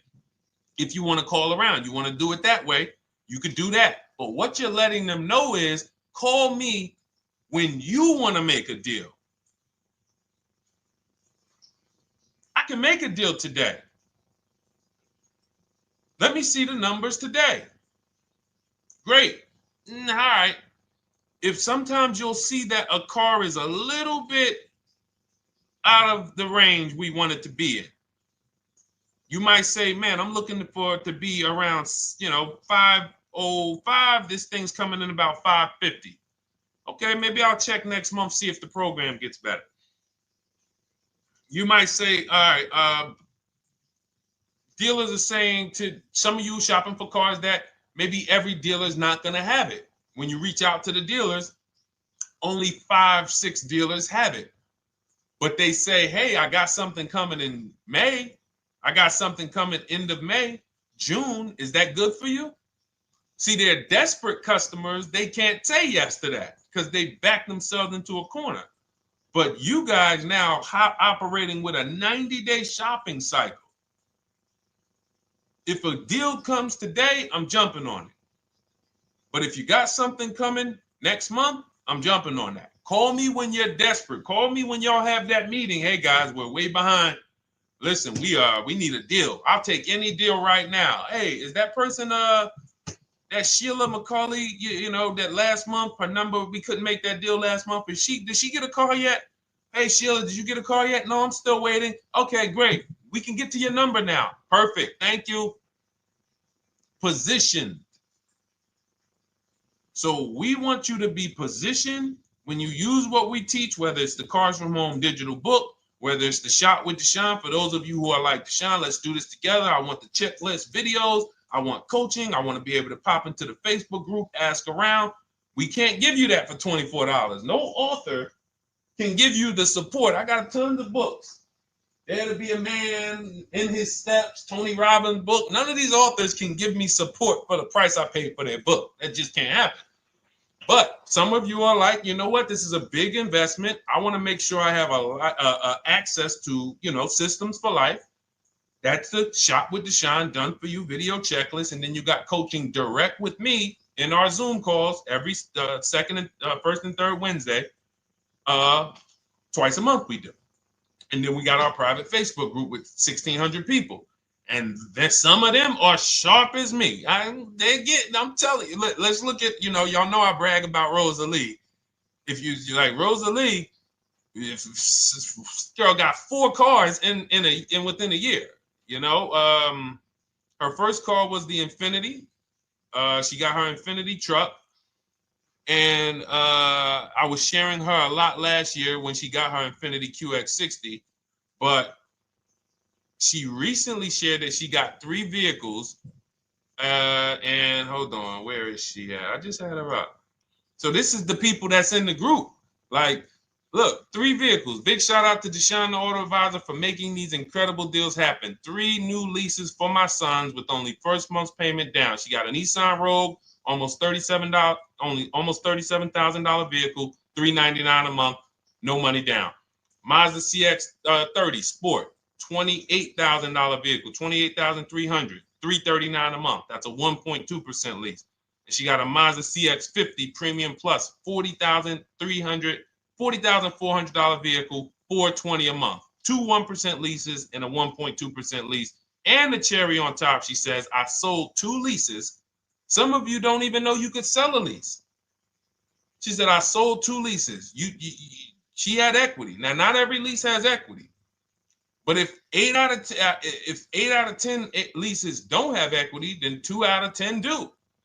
So if you've just been dropping your leases off at the dealership, hey, here's my old lease. Let me get the new one. Hey, here's my old lease. And you have not assessed the equity.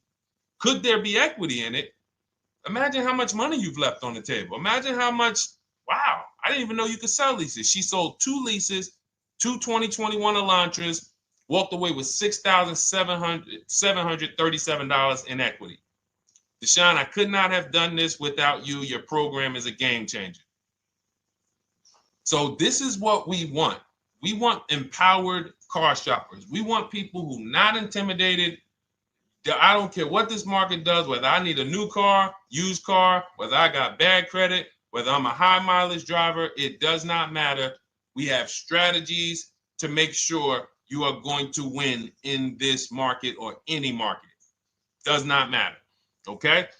So, for those of you who don't know, the whole show was sponsored by my new digital book. It's called Cars from Home, 7 Steps to Saving Time, Money, and Avoiding Dealerships. It's 5-star rated. Thank you to everyone who's rated it, reviewed it. It has everything we teach in a step-by-step format. It's normally $97, but as part of our welcome offer, you can get yours for $24 in my TikTok bio, in my Instagram bio. Click that website. It's the carsfromhometoolkit.com. Or we have a link for you guys in the YouTube comments, in the Facebook comments, and you just click the $24 welcome offer, good for 30 minutes. And for those of you who have different learning styles, or if you just want some free advice, we have some links in there for you as well. Whether you are a do-it-yourself type, whether you are do-it-with-me type Deshone, or whether Deshone, I think I qualify for that done-for-you shopping, where I can relax at home and you guys go do that work. Or like I said, you want the free advice, just start with our cheat sheets and you can go from there. Whatever is right for you, you get it done. We just want to move you from anxiety, from, oh, I don't know what to say, from watching people online who call dealers and negotiate. Hey, take off $5,000 so I can have a viral video. And now you're talking to an 80% dealer. So the 80% dealer has the $5,000 to take off. So you look like, hey, yeah, see, I just got them to take off $5,000. We don't negotiate with dealers with fake fees. Like there's a saying, we don't negotiate with terrorists. Cars from home, we don't negotiate with dealers with fake fees. None of that stuff matters. Because what you want us to think is, look, see, I took off all of this money. Don't you want to buy the car now? But you took off the fake money. Had we been talking to a 20% dealer, what money are they taking off? The real money. The real money. So if we have two dealers, well, let's say 8, because y'all know I use the 80%. So the 80% are over here. The 20% are this small group over here that we got to find. Now, the 80% are starting so high that when they take off all the money, it's fake money. We marked up our cars. We got platinum kits on them. We got the Hertz service plans on them, and the Simonized kit and the low, all of that stuff. Okay, so yeah, we done took off 5,000 for you, but 4,000 of it was fake. Meanwhile, this 20%, they don't have the fake. So when they take off 4,000, it's real 4,000. And we over here talking to these people. Hey, take off all that fake money. See, guys, you can do this too. So listen, we bidding is the way to go. You cannot negotiate your way to a below market deal, but you can get bids and it will make your life easier. You'll start to enjoy your car shopping. You'll start to feel like you're empowered. You're the prize. Someone won your business. They won your loan. They won the opportunity to buy your car. You are the prize. So that's what it's about. So we are here Monday through Thursday, 12 noon. Make sure you meet us live or tell your friends and family who are shopping, hey, hop on this show. We're live on TikTok, Instagram, Facebook, and YouTube. But we will broadcast the show for the rest of the day. So those who want to catch up on some things that you may have missed, or if you just jumped on and you're like, whoa, man, I missed a lot. We'll rebroadcast this show for the rest of the day. But tomorrow we'll be back, which will be Tuesday, May 6th, 12 noon. Meet us here live. Thank you so much. Welcome to the new followers. Thank you to everyone who gave me gifts. Thank you to everyone who bought a book. Thank you for those of you who are in Shop with Deshone. I look forward to your success stories. Always a pleasure.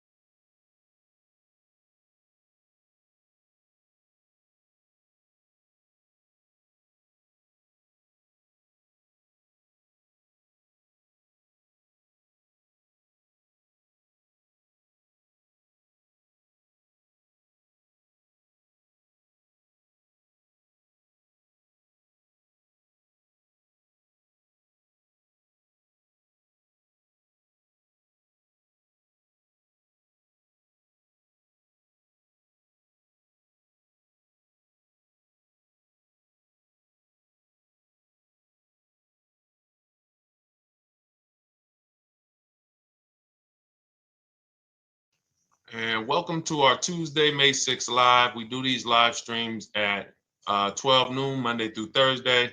I am your host, Deshone the Auto Advisor. And for those of you who've never met me, I have devoted the last 4 years to teaching people how to get the best deals on cars and to learn all the mistakes that the industry, the car industry, would love for you to continue making, because they make a lot of money when you make mistakes. And so what we do here is we really just do questions and answers. I will teach on various topics that I feel are widely misunderstood, like the subject of leasing.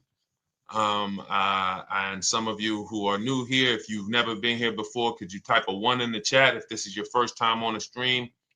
We do these streams about 60 to 90 minutes. And if you're going to get the most out of them, we just ask that you lock in, that you focus, because we will be talking about $1,000 mistakes. Nothing here that we'll be talking about over the next 60 to 90 minutes is hundreds of dollars. You know, I'm not looking to, have you spend some time with me on a Tuesday to talk about how to save hundreds of dollars. No offense, I'm sure that's important to some people, but we are here to talk about things that are affecting your bank account by the thousands every year. And so if you got some time, I would love for you to hit the like button, like wherever you are, and let's just tap in. You can start to type your questions. This whole stream is sponsored by my new digital book. It's called Cars from Home, 7 Steps to Saving Time, Money, and Avoiding Dealerships. It's a digital book. It's 5-star rated. Thank you to everyone who's rated the book and reviewed it. And it's normally $97, but for the next 30 minutes while you're watching, you can grab your copy for 75% off. That's our welcome offer. We always like to reward people for taking action. So you can get your copy for $24 instead of $97. And you can just head to my TikTok bio. You won't leave the show, my Instagram bio, the Facebook comments, or the YouTube comments, and use that link to get your welcome offer, and you'll have everything we teach. So as we go through this for the next 60 to 90 minutes, if you're like, whoa, Deshone, this is a lot. Wow, this is a lot. You can grab the book and make sure you have everything that I teach and everything in a step-by-step format. Okay? So I have my man Dolan moderating. Good afternoon. Thank you, Johnny Miller. Good to see you. Lil G. Again, guys, we are live. This is our Tuesday, May 6th live. We're live every Monday through Thursday at 12 noon. But we do rebroadcast these throughout the day. For those who cannot make them, you can watch the rebroadcast, or if you got to go back to work, we'll be rebroadcasting it for the rest of the day until our show tomorrow.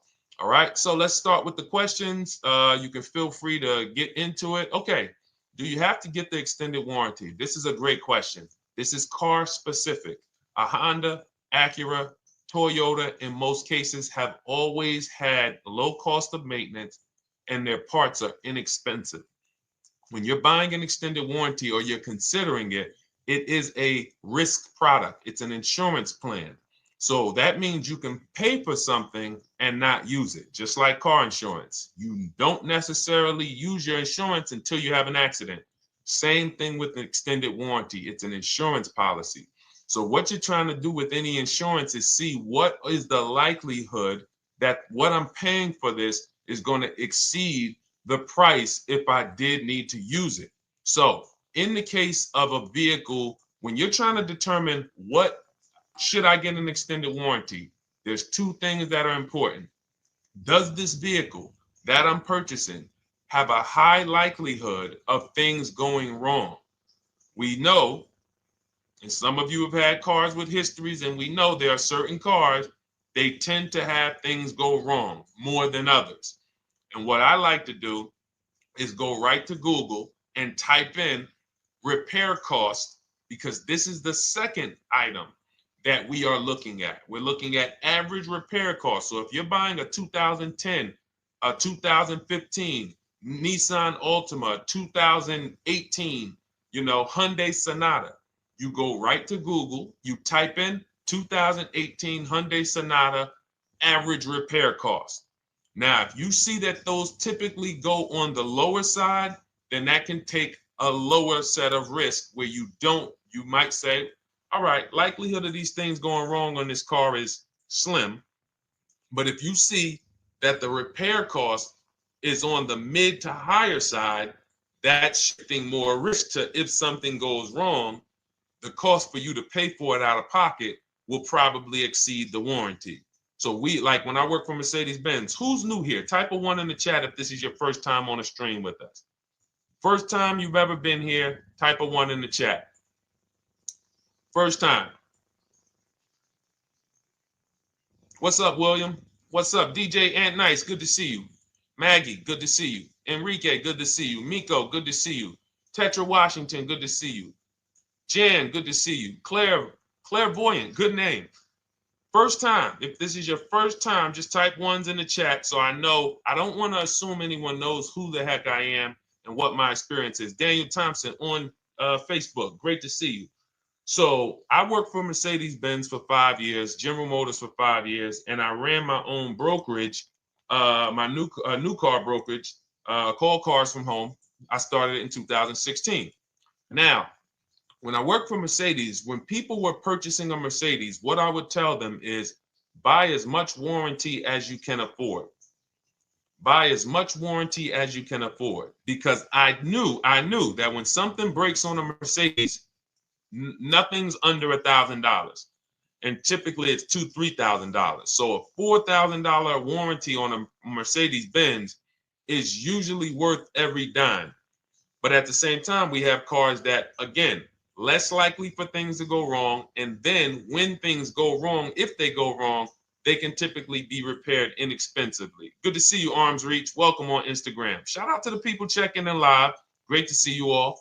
So that's how you're measuring extended warranties. You don't want to get an extended warranty on a vehicle that has a low cost of repair and a low likelihood of things going wrong. You can then take your money, put a little bit to the side, have a little emergency fund, that same $35 that you would have put into the warranty, or $2,500, you put that to the side over the course of a year, 2 years, put $100 a month to the side, and then have that be your cushion just in case things go wrong. It's better for you to have that money in your bank account, and if things go wrong, you take it to your mechanic. You must have a local mechanic. You guys know I swear by local mechanics on cars that don't have warranties. Even if you have a Mercedes-Benz, a BMW, an Audi, something that is typically harder to work on and takes more of a specialized engineer, there are still plenty of places that have those. I mean, there's shops where they used to be Mercedes-Benz techs. Now they have their own shops. This is who you want, because their cost, their labor is going to be probably 1/3 of what a dealership is going to be. So these are the resources that, again, keep more money in our pocket while getting us the same level of service and experience. Okay, great question. Welcome, Uncle Nene. Good to see you. Uncle Nene. All right, listen. Nicole, good to see you. All right, Dolan, you can pull up the next question. Feel free to start typing your questions. And as we get more questions in, we'll try to get to all of them. You guys know we're not always able to, but we do try to get to all of them. How do I shop around for the best lease deal without affecting my credit? Well, first of all, you're talking to someone who's, just so you know, I've taught thousands of people to lease. I've gotten 7 leases. Now, when we look at what we are doing with a lease, first, we have to consider how we want the information presented to us. We are not letting dealers tell us how they're going to quote us. We are telling the dealers how to quote us. So we are going to have all our quotes. Thank you to everybody hitting the like button. I see you. I appreciate you. And shout out to the sharers. As I see people who share, I always like to give the shout outs to the people who share this broadcast with their friends and their family. And thank you to everyone who's giving gifts on TikTok and Instagram. Appreciate you all. So what we are doing when we're telling a dealership, you give us a quote with first month's payment only out of pocket, 12,000 miles per year, and put all the taxes and fees into the payment, assume tier 1. So we are presenting it now in my book and in my Shop with Deshone programs, my video checklist. I have all the templates. If you're going to do this yourself, you just need to remember how you're presenting this. You can call around to dealerships, because there's 2 ways to do this. Shopping from home. Cars from Home is about showing you guys, and I'm going to be showing you guys a ton of payments. And listen, I don't want you to feel bad, because some of you are going to see that you've left a lot of money on the table. Part of what I have to do here, and I've been doing it for 3-4 years now, is I have to tell you the bad news. For 3 years, I did a masterclass called Everything You're Doing Wrong Buying, Selling, and Leasing Cars. We put probably over 15,000 people through that masterclass. But those were people who were willing to hear the bad news They knew, Deshone, I didn't. I got to hear the bad news to get to the good news. So as I show the difference in the prices that we get and the people who listen to me get, more than, forget about me, the people who are like you, the people who are on a live, saw a video, and then took action and learned what we, and use our processes, the results they get compared to what you're getting. You're going to see, wow, they're saving $3, $5, $7, $10,000 more than me every single car. And so the Cars from Home system is about bidding. It's about turning your car purchase into a bid. You're no longer begging. You're no longer going into a dealership and begging one dealer to sell you a car, and then you go to another dealer and beg them, sell me this car, please take my money, please take my money. Meanwhile, you're not seeing the entire market and the people who would compete to get your business and gladly give you the service that you deserve by giving them a $30 to $50 to $100,000 transaction, which is what your car purchase is. So now so the big thing to understand right off the top is, now I need to learn this bidding. I need to learn to get multiple offers. So you can do this by phone. You want to do this by phone, you can call around, but you must give them that information in order for you to compare the deals the right way. Lynette, good to see you. Christina, good to see you. Melvin, good to see you checking in. Rudolph, I see you. Once you actually give them that information, 12,000 miles per year, first month's payment only, due at signing, taxes and fees in the payment, assume tier one. I want the tier one offer. Even if you think I not qualify. Now, if you got a credit score above 670, all your FICO scores, most of you will qualify for most tier one leases. So you want to see, what does this look like as I get my offers? Once you get your offers in this format, you can use the 1% rule as the gauge. The 1% rule is been around for more than 20 years. Everyone who leases and who's savvy, we understood if your lease payment is 1% of the MSRP or less, you stole the car. That includes taxes, that includes fees. You're still in the car. So example, we're looking at a $30,000 car, Hyundai Sonata or a Hyundai Elantra, $30,000 car. When we shop all our offers, if that lease payment is $300 per month, with only $300 due at signing. In other words, I show up, here's $300. Good to see you, GDTV. Thank you for checking in on YouTube. Once I give you that $300, that's my payment for the next 35 months. So that's a very, very low percentage of the car you're paying. It's a 1% rule. Now, in order to get a 1% lease, you need a great lease program, which means the bank has to be supporting the car, rebates, incentives, and then you need the biggest discount, the dealer who's going to give you the biggest discount. Now, one of those we can control. One of them we can't. Which one can't we control? And for those of you who are new here, we don't play around here. But my people who are moving, and again, I'll show you, like a lot of people, we got a lot of people who've been following us, using our processes. They're locked in. They're not casually on a live here. We're not casually here talking. They are locked in. Like, boom, okay, I hear you. They're answering, they're typing, they're not, vacuuming in the kitchen and trying to hear. You can't do. We're talking about your second most expensive purchase of your life. It's going to be, you got to lock in. You got to challenge yourself to block out the distractions while we're on this stream, because this is your money. And if you don't take your money seriously, the car salesman will take your money seriously. Oh, I like that. Praise the Lord. God is good. You don't take your money seriously, the car salesman will take your money seriously. Man. So, all right, now somebody remind me the question I asked. I got so happy about that little catchphrase that I forgot who we were.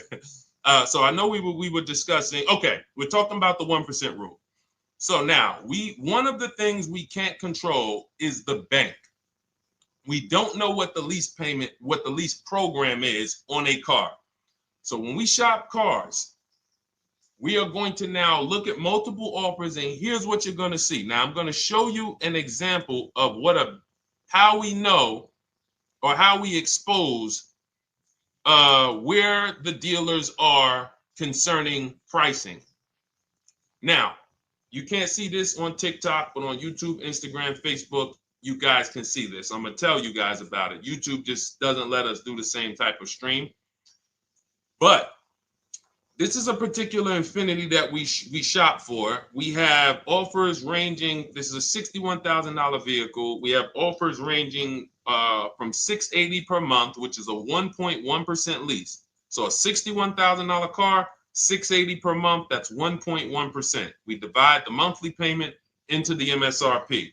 Now, we can see here that there are some offers already from dealers that are almost $900, $889 per month.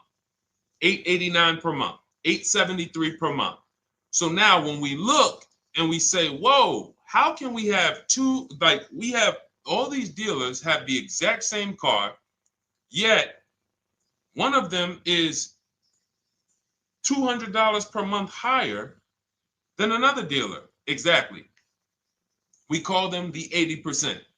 The 80%, even after back and forth, even after, hey, we'll take off some money. All right, we'll drop the payment $50 a month. Their offer is still so high. It's a horrible deal. Now, why would they offer this? And this is consistent. So I don't want y'all thinking, well, the dealers that I walk into, they're different, Deshone. They take off more money. It does not matter what you think. If you don't have the market reports, if you don't know how to get multiple offers so that you can see, we do this all around the country. We have students all around the country in Cars from Home. We have people we shop for. We have over 13,000 books sold now. Like, we have lots of data to prove this. 80% of dealers are going to be overpriced. This is another particular deal on a Toyota, a market report. And you guys can see that the out-the-door prices here, list price, $32,000. Out-the-door price with taxes and fees, $38,000. That means that dealer is charging all types of fees on top of their price. The $39,000 MSRP. Look at line number 3. $39,000. Out-the-door price is $41,000. We can see $39,000 out the door includes taxes, includes all the fees. So we can see that these out the door prices in the left, in the right column, are way higher than the MSRP. $35,798. Out the door price is $39,700. But look at the green. Look at the green. This is what we call we found the dealer at this time who wanted to win the bid. They wanted to win the bid. They needed the car sold. This is a rotation. We don't say to them, wow, they won the bid one time, so they must win the bid all the time. No dealer can win the bid all the time, or they'll be out of business. But in this particular case, at this particular time, for this particular client, this dealer said, we're going to sell this car for that's $35,500, and out the door with taxes and all the fees, $34,994. That is a over $4,000 discount off this vehicle. When all the other dealers are, not only are they not giving you a discount, they're charging over list. And they might come and say, all right, we'll take off $500. We'll take off $1,000. We'll take off $1,500. They might start so high with you guys that you think, wow, they started up here and I talked them down. They took off $3,000 from me, but they already were $3,000 in fake fees, protection plans, and all of this padding, dealer adjustments, which is fake fees. So whenever they say, because the dealer gets a minimum of a 6% profit margin, from list to invoice, we have profit. From invoice to holdback to triple net, we have money. That's all the profit margin. On top of that, when we add a dealer adjustment, what we're saying is we're going to sell this car to someone who does not have the skills to find our competition. And they're going to come in, and if we got to take off $2,000 to make them think they won, this is what we're going to do. But what we do here, what people like Brian is going to do, look, just finalize my first ever lease using your system, 2025 Honda HRV, $30,000 vehicle, $395 a month payment. no money down. His initial quote was $434. He ended up using our calculator, which we have in our book and in our program. If we put all our offers into that calculator, it tells us what to counter. He gets that offer for $395. That's his deal. We look at somebody like Wendell. Look, thank you. It's the least I can say for your book, Cars from Home. We're still in the middle of the process. Just sold our car today, like 10 minutes ago, for 30% above value. Why? Because he got bids. Look, using the insights from your book. I've read the book multiple times and told many people about it because it's that good. It's so intuitive and insightful. We'll be moving to the next step soon, and I'll write again. So now you heard him say we're moving to the next step soon. Step 2 in my book is the equity assessment. That's when we get bids for the car we have. We get bids. You're going to go to, listen, you should never be trading your cars in. Let me ask you all a question. Do we get the most money for an, you name me one thing that we get the most money for that thing trading it. Name me one thing. If I had this iPhone, do I get more money trading that iPhone in for another phone, or do I get more money listing it online and selling it to whoever will pay the most? Trading or selling? Let's go. Who's locked in? Tax advantages are very small. I understand you, Ronald, but the tax advantages, we have people that are selling their cars to cash buyers for $3 to $5 grand more than what they can get on trade. A tax value, a tax advantage for the difference is not, it's minimal. Exactly. Thank you, King Carter. You listed. So the money is in the bids and the competition. So going back to this person who asked the question, how do I get the best deal on a lease? It's going to be through multiple offers. That's my 2 favorite words. I would wear them on a shirt if I didn't wear unlearn, relearn. Because more than multiple offers, I need you to unlearn. Because the people who come with bad information from years, Deshone, this is not how my uncle taught me to buy cars. Deshone, this is not how I ever heard about getting cars. I was always taught just go in and just don't tell them about your trade and then ask to see the invoice and all of this stuff. That's what I was taught. Yeah, but you're not going to get the prices we're getting until you unlearn all of that bad information. Bidding is how we buy everything. When we go into the supermarket to get spaghetti sauce, all of those companies are bidding. They're bidding. Hey, listen, we'll sell you this for $3.99. Hey, we'll sell you this for $5.29. But we got a better product. We got quality. Look at us. Look, it's all bids. Everyone who wants to sell us something is competing, except car dealers. Y'all notice that? So the mindset that y'all got to have if y'all want to really win and save all of this money and get these huge discounts is I'm going to start purchasing and leasing cars like I buy other things. It's going to be a competition.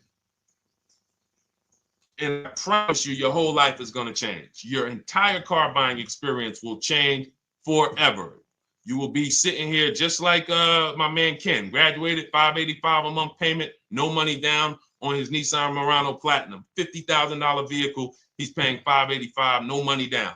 $50,000 vehicle. How much would a $50,000 vehicle cost us on a loan if he purchased it?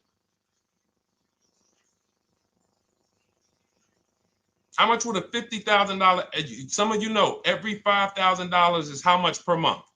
Let me see who's locked in. Who's locked in? Every $5,000 is how much per month on a loan. I see you, Daniel Thompson. Check in. Good to see you, Dane. Thank you for breaking it down with complete truth. Keeping eyes wide open to know what to exactly expect. There you go, Dane. Welcome. Glad to have you here. We do not play around when it comes to this. All I want you doing is winning with cars, in love with your deals every time you get a car. All right, nobody knows the $5,000. How much is every $5,000 on a car payment? Come on, y'all. These are principles we've been teaching. Thank you, Daniel. $100. Thank you. $100. So we always want to default to a 5-year loan. I'm going to tell you why. when you default to a 5-year loan, you're in a safe position. Now, defaulting to a 5-year loan means when I look at a $20,000 car, I'm thinking $400 per month. 5-year loan, every $5,000 is $100 per month. If worst case scenario, I'm trying to get a little bit more car, then I'll go to a 6-year loan, but that's the max. I'm not going past a 6-year loan on a car. That's like going to a 40-year mortgage on a house. They're available. It's not a good idea. So when we look at these, you say to yourself, wow, a $50,000 car, that should cost him, if he did no, remember, this is a no money down deal. We're just looking at how much money we're putting in these cars. That car would cost him about $1,000 a month if he purchased it, 5-year loan, no money down. Which is why when people purchase their cars, what do they typically do? Come up with a ton of money, 10 grand, 15 grand, 20 grand, because they're going to pay into that car to try to lower that payment, because that payment. But some of us who don't have the down payment, we're financing most or all of the car. But here's the thing. I don't want you to feel bad if you're one of those people who like Deshone. I really don't be having those down payments of 10 grand, 15 grand, but I want to drive something quality. Exactly, I hear you. Here's the bad part about the people who are putting 15 grand down on their cars, but they're breaking the 8-year rule. This is what we call in Cars from Home and everything I teach. The most important question is how many years are you going to keep this next car? If it's not 8, then we don't purchase those cars, because here's what happens with people who go into their bank account, slap $15,000 down in a car, and don't keep the cars 8 years. And if anybody's willing to be honest, they will confirm this right here on the stream. When they go to replace that car in 3 years or 4 years, they literally have a little bit of equity. Maybe they're just breaking even. They're not getting that 15 grand back. It's gone. It's gone. Anyone who puts 10 grand down on a car and then comes back in 3 years, 4 years, all right, I had the car 4 years, 5, listen, I'm going to switch this thing up. They still have a payment. They are barely breaking even. Meanwhile, their payment was 400 or 500, almost double what it would have been if they leased a car, got a below market lease, and they drove a car, no warranty after 3 years. They're driving an inferior product. So if it sounds like I'm here to destroy people from purchasing who are not keeping their cars long term, that is the goal. Because as long as you are buying cars that you're not keeping 8 years, and you buy them, you turn around and you replace them, you are going to continue to spend way more money than people getting below market leases like Ken and like a lot of other people I'm going to show you on the stream. Lots of other people. Look, dealer American Senior Benefits Plan. He's enrolled with us under his company name. Dealer MSRP on this car was $36,300. 2025 Kia Sport X line. MSR boom boom 561. Monthly payment is $400. Use the system back and forth. Got $400 a month on a 2025 $36,000 car. Once we put our taxes and fees in that would be a $700+ payment. $700 payment. He's paying $400. And y'all wonder why people are losing cars. $300 more per month to drive the same car? It's ridiculous. Imagine somebody like you, when you learn, now you're pulling up. I'm going to tell y'all one more story, and then we'll go into some more questions, because you might not remember what I'm saying. So those of you who have the book, you got this for the rest of your life. But you will remember, hopefully, a story. I'll tell you about my neighbor. So my neighbor finds out that I'm into this car business and that I educate. And he said, hey, Deshone, I was watching some of your videos, and I come across this 8-year rule that you teach. And his wife had actually had a Kia Telluride. Popular vehicles, probably been one of the most popular SUVs, that the Palisade, since 2007, 2019. Super popular vehicles. People were charging $5,000 over sticker for them during the pandemic. People were paying it. We were getting them at discounts. Now, his wife totals the truck. She has an accident, totals the truck. She's fine. Truck is totaled. He was financing it. He said, Deshone, I see this 8-year rule thing, man, and I don't keep my cars 8 years. I said, okay. He said, so I'm thinking I should, like, you're saying I should be shopping for a lease on my next one. I said, exactly. I said, make sure you get multiple offers, because if you just walk in and say, hey, work me up a lease, they'll give you the same payment you had on the purchase. And then they'll tell you something ridiculous that they want you to believe, like, hey, the lease is the same price as the purchase, so you might as well just purchase it. And people believe this stuff. Now, I said, you get multiple offers, stay at home. He calls me, he says, Deshone, I got the new version of the Telluride, new. I'm paying $479 a month. He's $497, and then he said, I think he put down like $1,000, bring it down to $479. $497. He was just paying $800. Do you think anyone can tell him anything about leasing? He's pulling up in the same exact truck. In fact, a newer version. He knows he wasn't going to keep the car long term anyway. He's not going to pay it off and then keep the car and have a paid off Kia Telluride for 10 years. That's not what he does. He keeps them 3 years, 5 years, 7 years, and then he replaces them.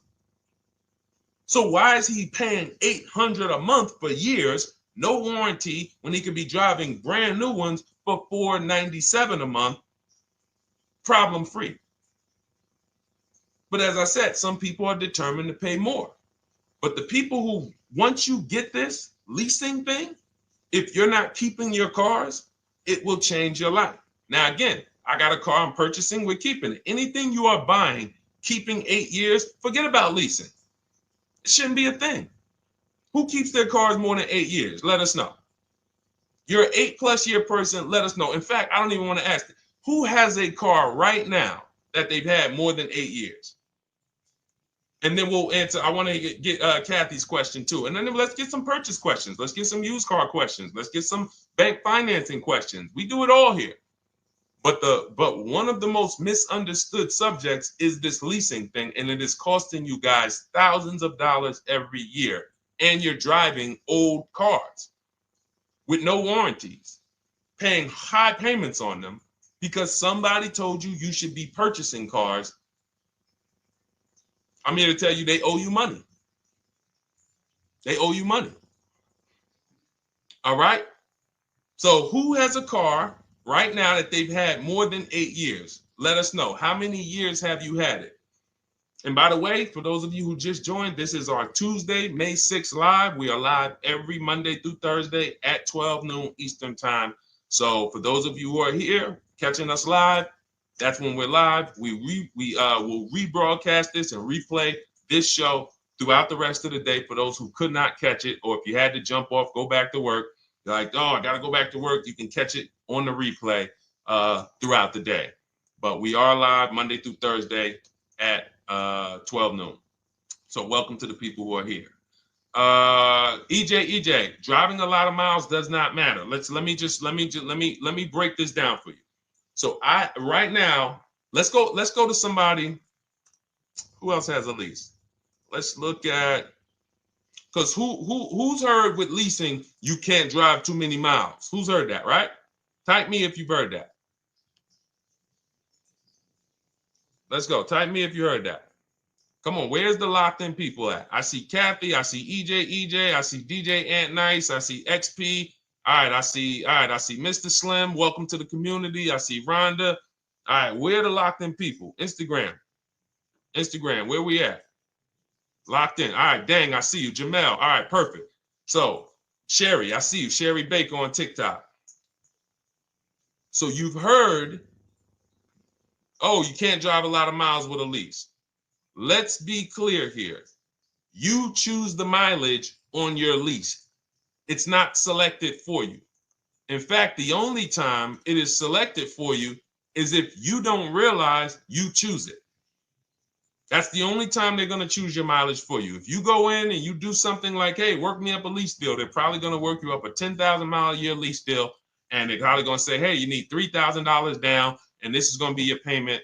And next thing you know, it's a high lease, and it's just terrible. Happens all the time. We tell people how to quote us. First payment due at signing, taxes and fees in the payment. So now let's look at a lease, and let me show you what it would look like. So this is Val Boss Lady.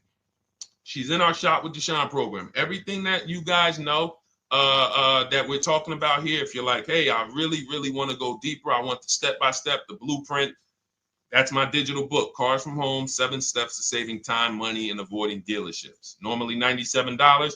You get a welcome offer. It's 30 minutes because I want to see you win, and you get 75% off for 30 minutes. If you go to my TikTok bio, Instagram bio, YouTube comments, Facebook comments, click those links, and then click that one that says $24 welcome offer. 30 minutes only.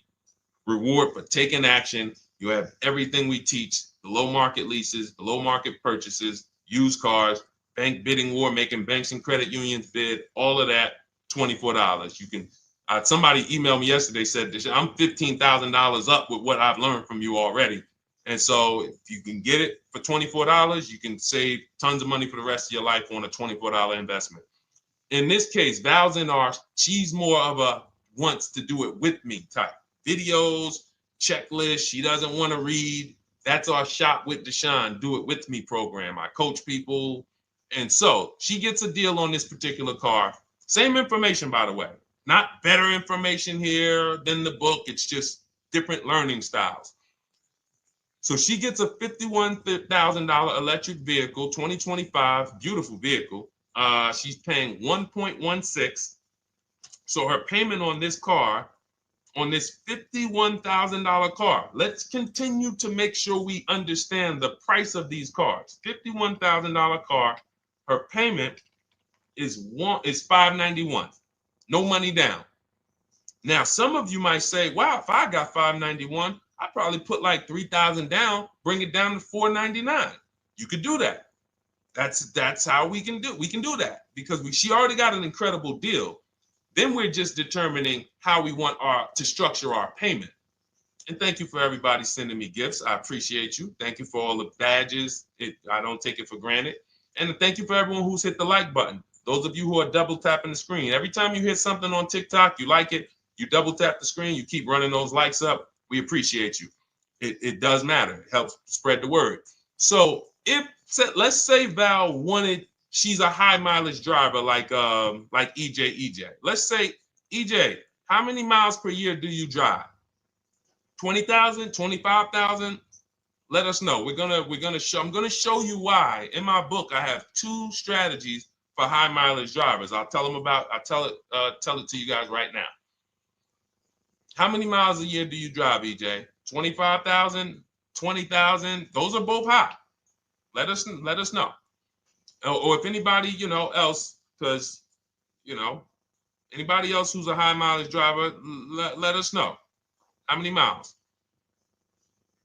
26. All right. Thank you, EJ. So let's just round that to 25 for now. Let's just round that to 25. So let's say instead of her $591 payment for a $51,000 car, now you could shop for a $30,000 car and you can have a 1% payment. If it was, a similar deal, you'd be paying $300 a month. In her case, she has a $51,000 car. She probably wanted a nice SUV that looks beautiful, that some other people are paying $1,000 a month for. She's paying $591. But if she wanted to bump it up to 15,000 miles a year, she'd be paying another $30 more per month. She'd be paying $620. Now, if she wanted to bump it up to 20,000 miles per year, she'd be paying probably another $80, $90 per month. So she'd probably be paying $700 to drive 20,000 miles per year. Now, let me tell you guys, because some of you guys who are like, yo, man, those payments are high. We're talking about $50,000 cars here. So if you were shopping for a $30,000 car or $35,000 car, naturally, if we took the same exact numbers, let's take a $35,000 car, 1.16 lease. That's a 406 payment, probably $399. So now, in order to go, and let's say you're a high mileage driver, just like EJ, you want to add another 15,000 miles to your lease. You're probably going from 400 to 550 or 575. But you have all the mileage you need. And here's the beautiful thing about that. If I'm paying $175 more per month, but I get all the mileage I want, and when I drop this thing off, I get a new one, I don't have to worry about negative equity, and I put no money down. That is way better than what most people are doing out here, what everyone's doing. Because I'm gonna tell you what most high mileage drivers do who don't put money down. They will go in, buy a car, take a super long loan, 6 years, 7 years, just so they could afford the payment. Now, here's what happens. They drive the car, they put 25,000 miles a year on it. They come back in 3 years or 4 years, and they say, wow, I got 100,000 miles on this thing already. Let me go and swap out the car. What situation are they in at that point, guys? You put 100, you got a 6-year loan, average loan. You drove 25,000 miles per year. You put 100,000 miles on the car in 4 years. You come back, you still have 2 years of payments left. 15 grand negative equity. I used to see it all the time. Thank you, I am rich. Locked in on Instagram. I see you. Locked in. See it all the time. Every car salesman who has dealt with a normal 25,000 mile high mileage driver that does not keep their cars sees it all the time. They come in, yo, man, what you do for a living? Man, yeah, I do DoorDash, I do Uber. Oh man, I work in sales. You know, I'm on the road a lot. You know, I'm here. You know, all right, I want to replace this thing. I got like 110,000 on it. Okay, you still got a loan on it? Yeah. All right, we already know you got negative equity. Then we appraise the car. All right, the car's worth like 7,000. How much you owe? Man, you owe 19,000. All right, well, what can I do? Can you get me into something? Roll that loss all the way over. On top of that, you finance the car, so your payment is high. You finance the whole car, so you're paying a high payment compared to if you had leased, just literally shop for your leases, added your miles to the lease that you needed. You're paying $175 more per month. You got a brand new car. And I'm going to tell you, I did not make this up. I learned this from someone. A lot of what I'm teaching you, I learned from my clients when I was in the dealership. This guy, I worked at Hyundai for six weeks. Man, this dealership, the owners got indicted. I got out of there. Way before the owner got indicted. It just had straight up highway vibes, like the worst you could ever imagine. As I was in there for 6 weeks, I was a manager. I enjoyed being a manager. We did a lot of deals in my department in 6 weeks. But I said, I am out of this place. Anyway.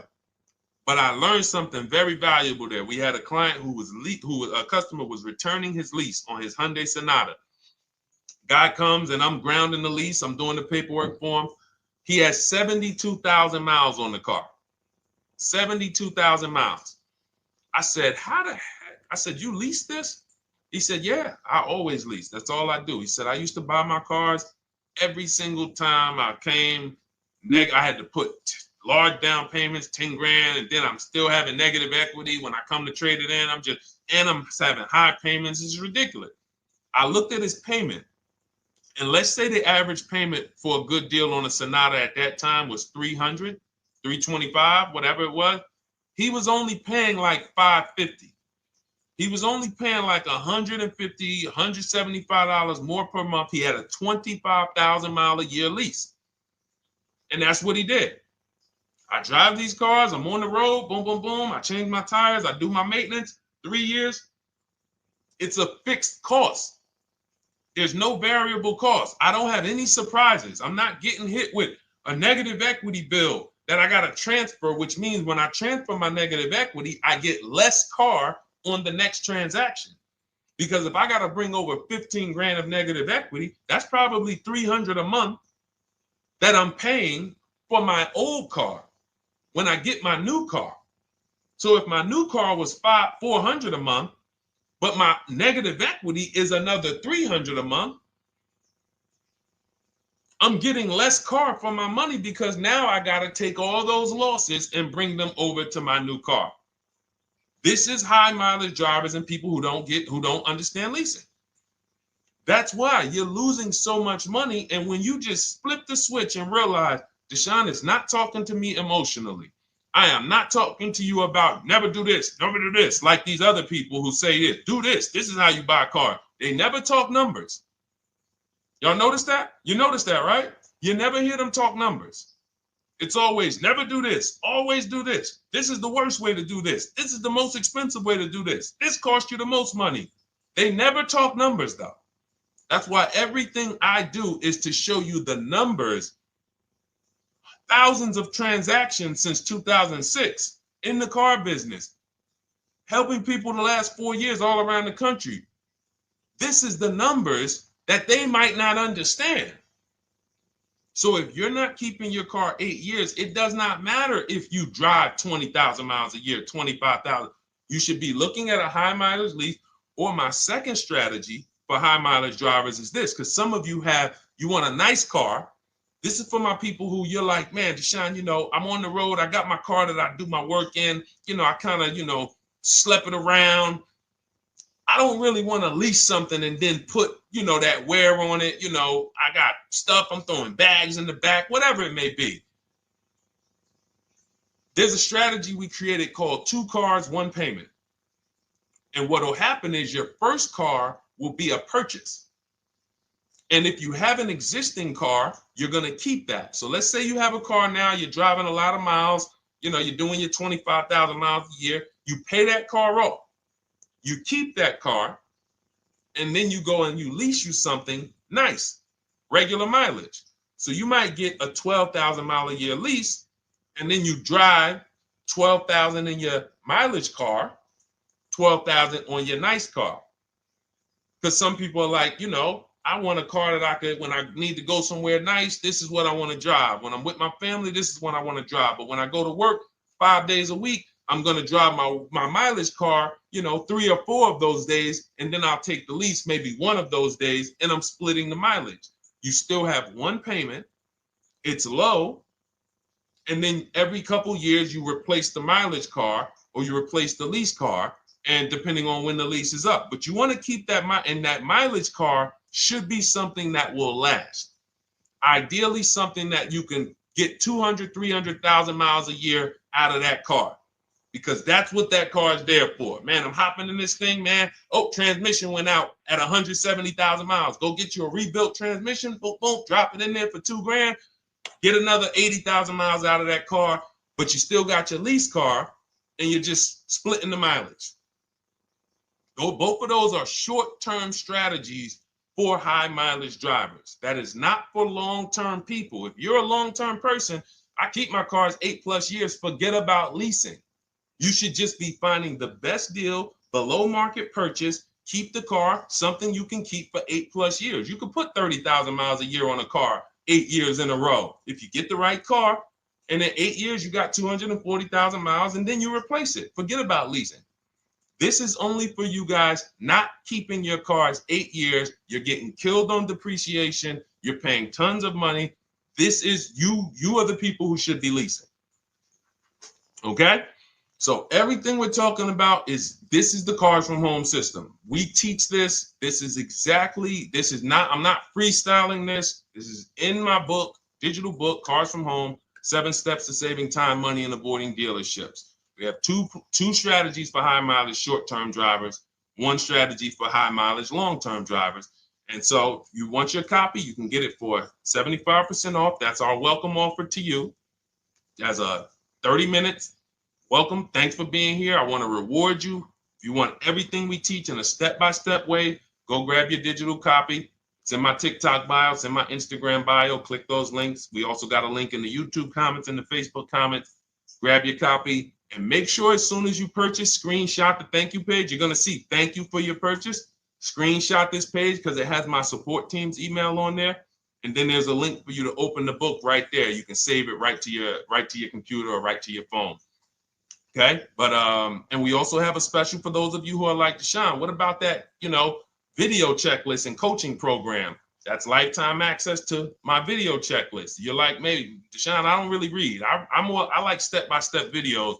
And also, I want to be in your Facebook group. We have 1,600 people before you that are in that group, 2,300 people that are shopping with us that have a lifetime access to our video checklist. We have a $200 special for that welcome offer. And so I'm always about rewarding people for taking action with a special offer. It's limited time though, and so get in where you fit in. All right, let's keep it going. Thank you, Corey. Said amazing knowledge. Thank you. And I'm glad I saw somebody said that's a great idea with the 2 cars. Thank you. It's a great idea. All right. You've convinced me to lease my next vehicle. Awesome. Awesome. Does your service shop for lease terms on the car? Absolutely. If you qualify for done for you, that means you just want to relax. That means we only shop for new cars and leases for people, new purchases and leases. And you have to have a FICO score over 670. But yes, here is a market report that we prepared for a client. Let me put on do not disturb. Here's a market report we prepared for a client. Okay, so I showed you that that's an Infinity. We didn't even finish that. We had just started for this client. But this is, do I have one here? No. Do I have a lease market report here? Yeah, right here. So that's an example of what a Kia, this is a particular Kia lease where their best offer was a 1.27 offer. Now, here's how you know you found the bottom of the market. And again, whether you're using the book or whether you're calling around, again, you can call around to do this. The key is not going into dealerships. You cannot do this going in. Once you get your offers, you know you found the bottom when your best offer is between $150 to $200 less per month than your worst offer. And if you're purchasing, you should see a spread of between $3,000 and $5,000 minimum between your best offer and your worst offer. That's when you know you've shopped correctly. Because until you find the 80% dealers, you have not shopped correctly. If you're like Deshone, these prices still seem close. You have not found, you're talking to the 80%. You haven't found the 20% yet. Because the 20% is going to be that $3,000 to $5,000 less than the 80%. That is just the numbers. That's the way it works. So yes, so when some cars you're going to see that the lease program won't allow for a 1.1% lease. The best offer, like we've shopped Hyundai Palisades for years, and I got my dad one back in November, and his best offer is like around 1.3, 1.28. That's the best I've ever seen on a Palisade. I've never seen a 1.1 on a Palisade. I've had people in our Charles, some of you know, I posted pictures of him when he got his Palisade last year. We clear out the old pictures because we got a bunch of new people with 2025. So we're not going to sit here and talk about 2024s anymore. We got Ken, we got Melissa, we got Sheree, we got a bunch of new people, just Ralph. We're not going to, but I do remember posting Charles who got his Palisade and he's like, he shopped, used the system, got his multiple offers. Best deal was 1.3. So that's where it comes in at because of the lease program. That dealer is already taken off to win the bid, probably taking off $5-6 grand. But if they don't have more rebates and more incentives and a better, then it's not going to lead to a 1% lease. So the 1% leases come from major incentives. Maybe sometimes they have too many of the vehicles. They want to move them. Lots of bank support. But what I tell you is you should be looking for between 1.25 and 1.5. That's how you should budget for a lease, between 1.25 and 1.5. That's a great deal. And if it has a really aggressive lease program, once you get your bids, you're going to see it fall under the 1.25. You see it fall into 1.1, 1.2. but we don't know what the lease program will be until after we shop for that vehicle. Okay? So yes, absolutely. It's an empowering way to shop.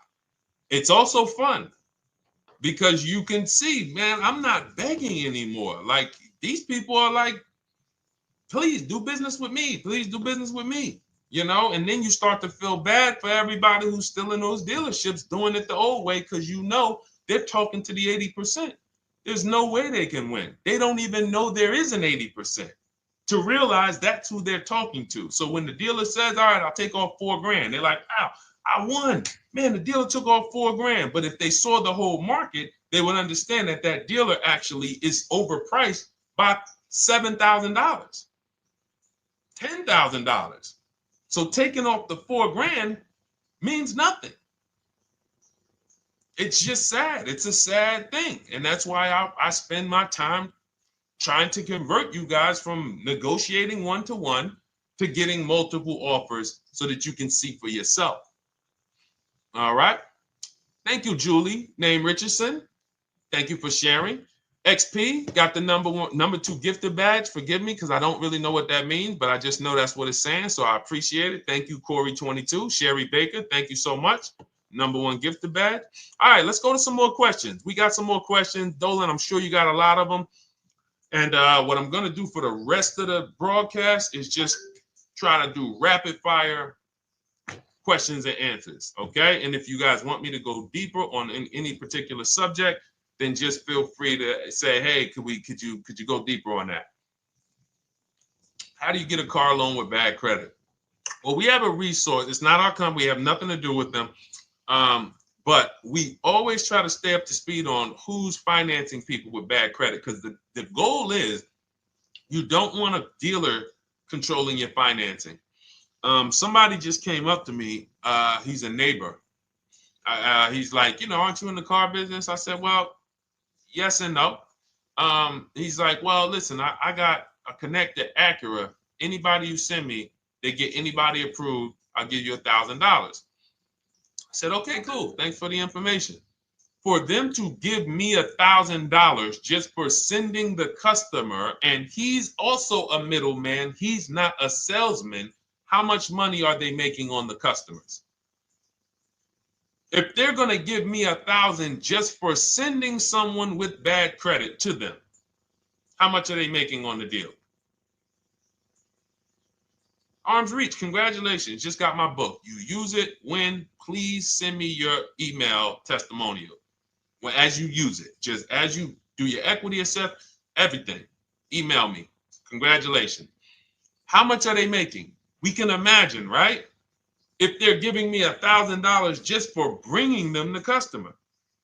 So this is what happens when you let the dealership control the loan. Because why do we separate? All right, I'm gonna break something down I call the 3 pillars of great car deals. Three pillars. You can't get a great car deal without maximizing each pillar. And some of y'all that have been with us for 3 years, y'all already know the 3 pillars. First, who you buy your car from.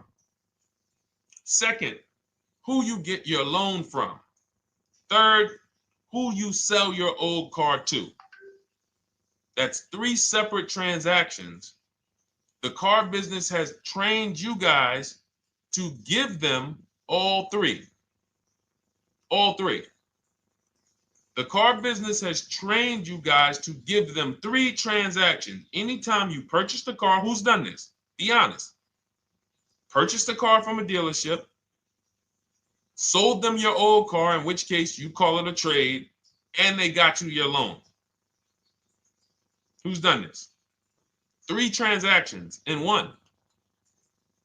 Why do we know these are 3 transactions? One, there's competition. People want to buy your car. It's okay, Corey. That's that. Thank you for being honest. That's how we change. The reason why we know that these are 3 transactions because there's people who want to compete in every one of them. There are people who want to buy your car. That's why step 2 in our book, we never trade. We get offers from CarMax, Driveway, Carvana, AutoNation, Car Gurus, Kelly's Blue Book Instant Cash Offer. It's a bid. We just had someone sell their lease. Miss Hickman, she sold her lease, made $4,700 selling her lease. CarMax won the bid. Drove the car for 3 years, had equity. She dropped her lease off. They gave her $4,700. Won the bid. That's one pillar. Second, who I'm going to get my loan from if I'm getting a loan. Those of you who are paying cash or leasing, this is not a pillar. But we need to bid out our loan. We had a great talk yesterday on our show yesterday where I asked, who do you guys get your loans from? Most people said the bank, the credit union, the dealership. One person said the right answer, whoever gives me the best APR. That's the right answer. And then we have who we buy our car from. There's banks and credit unions that want to compete for our loan. There's multiple dealers who want to compete to sell us a car. So we can't get a great deal until we have bid out each pillar. And that's why when we have bad credit, if we let the dealer now control, this dealer has a car. We didn't bid out that car to find out, is it a great price? Now they're also giving me the loan and they're charging me 25%. We didn't bid that out to see, is that the best loan I could get, even with my bad credit? Is that the best loan I can get? So the key, what you want to do first if you have bad credit is I'm online looking for anyone who will finance me with bad credit separate from the dealer. I'm not going to Carvana.com and saying, hey, you can get a car with us you can get a loan with us as long as you buy a car from us. You're mixing the transactions. You're taking away my ability to get bids. I'm finding someone you should check out. There's a resource. Oh my goodness, what's the name of the company? It's in my book, but I want to give it to you. Goodness, it's slipping my mind right now. Send me an email or DM, because here's the thing. If you use just that part and get the loan funded, but you don't know how to bid out everything else and structure your transactions, and are you keeping the car 8 years? Because if you're not keeping the car 8 years and you're like, Deshone, I hear you talking about leasing. I'm not keeping my car 8 years, but my credit's not good. The only purpose, if you telling me that I could be driving brand new cars for cents on the dollar, but I don't qualify right now, this car that I'm going to get is to set me up. So I'm not going to get a $30,000 car. I'm going to get me a $12,000 car, $10,000 car, the cheapest car I can get a loan on, so I can establish a payment history. And once I establish a 2-year payment history, yeah, I'm going to drive a car less than what I could drive. I got the money. I could afford more than this. But you're not setting yourself up for the right transaction. You should be setting yourself up and saying, all right, I'm going to sacrifice with this car, drive something that I know this is not my ideal car, but I'm going to build 2 years of payment history. So when I go and I swap into my lease in 2 years, I'm out with a brand new car. I'm paying cents on the dollar and I won. But it was a plan. It was a long-term plan. This is the second most expensive purchase of your life. You can win every single time, or you can lose and set yourself and your family back 5 to 10 grand each car or more. Every time you get a car, it's 5 to 10 grand more you're coming out of your family's bank account than what could have.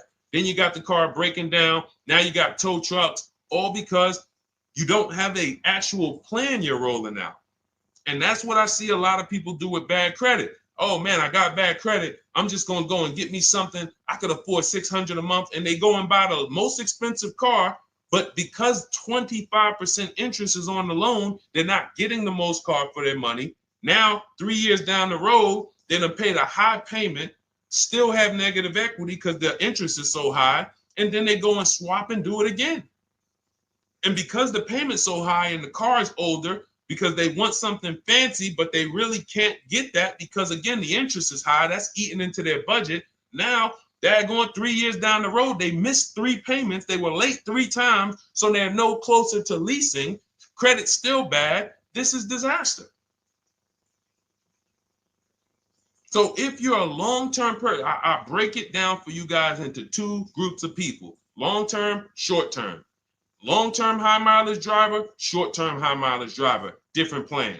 Long-term bad credit person, short-term bad credit person, different plan. If I'm a long-term person with bad credit, here's what I'm doing: finding the absolute best car I could find, getting bids, either new cars or used cars. We got the strategies for both. You can use the marketplaces, cars.com, Car Auto Trader. We got a whole strategy for how we find used cars, but you find that car, you pay your loan of 20%, 19%, 18%, if that's the best you can get. Because here's what you're going to do. In 2 years, you're not swapping into a lease. In 2 years, you've established a payment history, you fixed your credit, and now what are we going to do? You got a quality car. You're not thinking about trading it. You're not thinking about replacing it. You're like, man, this is my car. It's a great car. I'm just paying daggone 20% interest.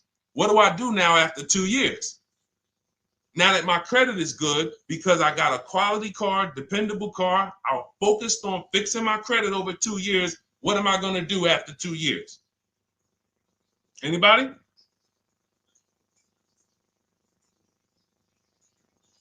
Thank you, Arms Reach. Refinancing the car. Exactly. Exactly.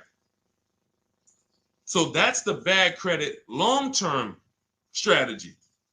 Great car, dependable car, car's not going to break. This car is going to last me 10 years. Right now, when I bought it, 20% interest rate. That was where my credit was. But I worked on my credit.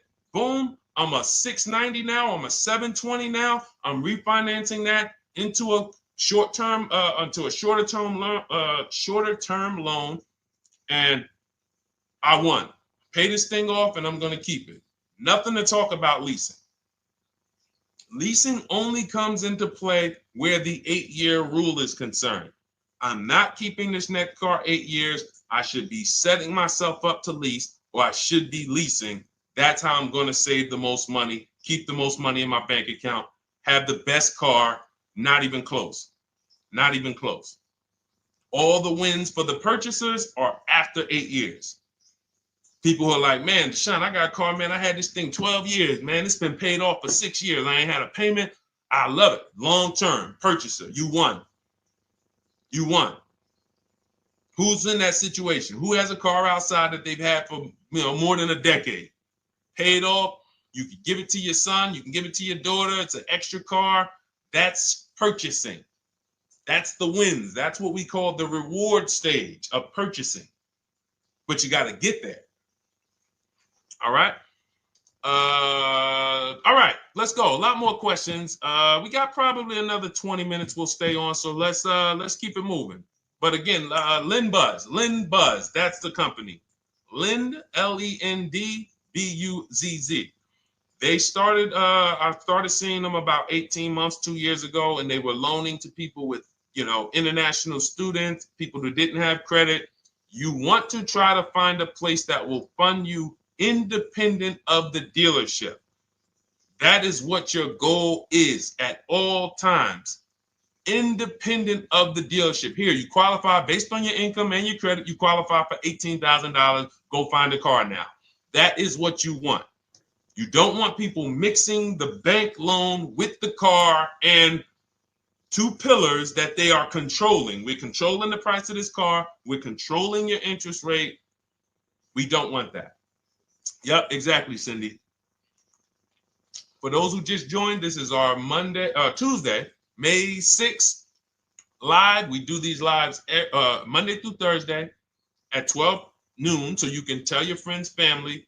We wanted to now come up with a constant and consistent time where I can meet with you guys. If you don't have, if you can't stay the whole broadcast, we will replay these throughout the day, because sometimes people got to jet back to work. They're watching us on the lunch break. You can catch up on the whole rest of the show throughout the day, all the way up until tomorrow, and then over the weekend, we'll play a whole compilation of all the shows for people who really want to dig in and hear all the questions that we answered throughout the week on, Monday through Thursday. But if you want to join us live, set your calendar, set an alarm, meet us on any channel. We're on TikTok, Instagram, Facebook, and YouTube on the Deshone the Auto Advisor channels, 12 noon, Monday through Thursday. All right. Let's go. Next question, Dolan. All right. What are your thoughts on purchasing used versus new? It's a great question, Kathy. For me, it's a matter of budget and values. It's only a matter of values if you can afford both. So if you can get everything you want in a new car for your budget, everything you want, everything that you need, and you can afford it in a new car, you have the option to choose both. So it becomes a matter of values. In my book, I teach, are you a person who's like, I want to reward myself. I only get a new car every decade. I'm going to keep this thing 10 years. I want the latest and greatest. Therefore, I'm going to shop and get the best offer, get me a below market purchase. Because y'all notice I always put in a caveat of a below market purchase, below market lease. That's all we're talking about here with Cars from Home. That's all we're talking about. You need to, every purchase you make or lease you get, you want it to be a below market lease or purchase. So now, if I could afford both, is it I'm going to reward myself with a new vehicle, or do I have these other values where I actually want to knock 20 to 30 to 40% off the price to get even more for my money? So that's really up to you if you can afford both. There's no right or wrong there. It's a matter of, like I said, the values. Now, some of you once you look at your budget, I have a tool in my book and in our video checklist, the coaching program called the Perfect Budget Calculator. We invented this, so it's not on Google. You'll hear a lot of the stuff, almost nothing we teach. You're like, if you ever go to look for it, the 8-year rule. No one talks about it. We created it. This is our intellectual property that we created to teach you guys to create these boundaries, the rule of 72 and the 10th birthday, 1.5% rule for overpaying for leases. These are all things that are absolutely proprietary to Cars from Home. But one of them is this Perfect Budget Calculator. Sometimes when we're factoring budgets with most calculators, they don't include fees that we know dealers have. And I'm talking about legitimate fees, tax, documentation fee, motor vehicles. So we're putting our budgets together, but we always get caught out there. Who's had that happen? You got it all figured out. You get to the dealership, you bought the car, and they're like, well, what are you going to do with the fees? Because you got $3,000 in taxes and fees. And you're like, oh, where'd that come from? Sometimes they're lying and sometimes it's legit. But none of these calculators factor in the fees and everything like that. So we created this Perfect Budget Calculator that does. But here's the thing. Once you find out what your budget is, even if you're budgeting with a normal calculator, just add a couple thousand to account for the taxes and the fees. But you might see, I can't get everything I want in a new car for this budget. Everything I need, I can't get for this $24,000, in which case I need to go and look for a pre-owned one. So that's why I said, in reference to your question, Kathy, what are my thoughts on purchasing used versus new? It's a matter of values and budget. Budget first, because budget will determine if you can afford both and get what you want. But if you can afford both and get what you want, then it's a matter of values. Okay? So again, everything we're going over is in my new digital book. It's called Cars from Home, 7 Steps to Saving Time, Money, and Avoiding Dealerships. It's 5-star rated. Thank you to everybody who has taken the time to rate it and review it on Goodreads.com. It means a lot. And we can't continue to get this information out without you guys. So we appreciate you. And you can get your copy instead of $97, you can get your copy for $24 as part of our welcome offer. So that's 75% off. If you go to my link in my TikTok bio, Instagram bio, the YouTube comments, and the Facebook comments, we have a link there for you guys. And you can grab it. It's a digital book, so you don't even have to wait. It'll be in your inbox by the time you jump off the stream. But make sure when you get it, you screenshot that thank you page, because it has my support team's email. Sometimes you may be rushing, you're trying to get back to the stream and you type your email in wrong. Also, as soon as you purchase, the link to open the book is right there. So it'll say open the book below. You can save it to your computer. But I would rather you get it for $24 than $97. Although we've sold a lot at $97 because people feel it's worth every dime. You're going to save thousands and thousands of dollars for the rest of your life using what's in the book. Your first transaction, you probably save $4,000 to $6,000 to $8,000 depending on the car. So $97 is great, but $24 is even better. All right. And for those of you who have a different learning style, you'll see in there, shop with Deshone. You're more of a do it with you person. Do it with me, Deshone. Okay. We have lifetime access to shop with Deshone, and I coach you personally for 6 months. So we jump on Zoom calls twice a month. And some of you who may qualify for done for you, just do it for me. If you qualify for that, we have a welcome special for that too of $300 off. So get in where you fit. And those of you who are new or you're like, Deshone, I like what you're talking about, but I still don't trust you. You can start with our free cheat sheets. So just start somewhere so that you can start to reinvent how you're car shopping. Magley, how are you? Oh man, of course I remember you. Following for years. You actually were following me from the time God blew me up on TikTok. That was 2021. So I absolutely remember you and I appreciate you. And yes, it's so good to see you. Absolutely. Absolutely good to see you. All right, Dolan, we got a couple more questions. We got time for a couple more.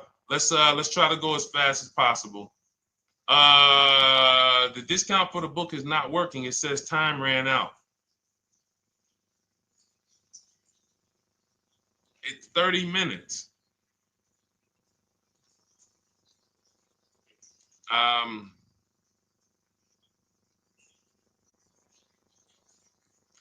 don't know. I don't know. Y'all help me out. I don't know what to do with that. I'm sorry. If the welcome offer for $24 was not really 30 minutes, then that means I'm just lying to you. You know what I mean? I'm just like, oh yeah, it's 30 minutes, but come back in 2 hours and it'll still be, you know what I mean? It's, start with the cheat sheets. You know what I'm saying? Like start with the cheat sheets. Get yourself your free cheat sheets, and start there. And when you feel better about working with us in some capacity, you go to the next step. Start with the free cheat sheets. All right, let's go, Dolan. So I'm a new driver. Should I be looking to be an 8-year person or a lease person? Well, I'll tell you this. I got 3 young adults.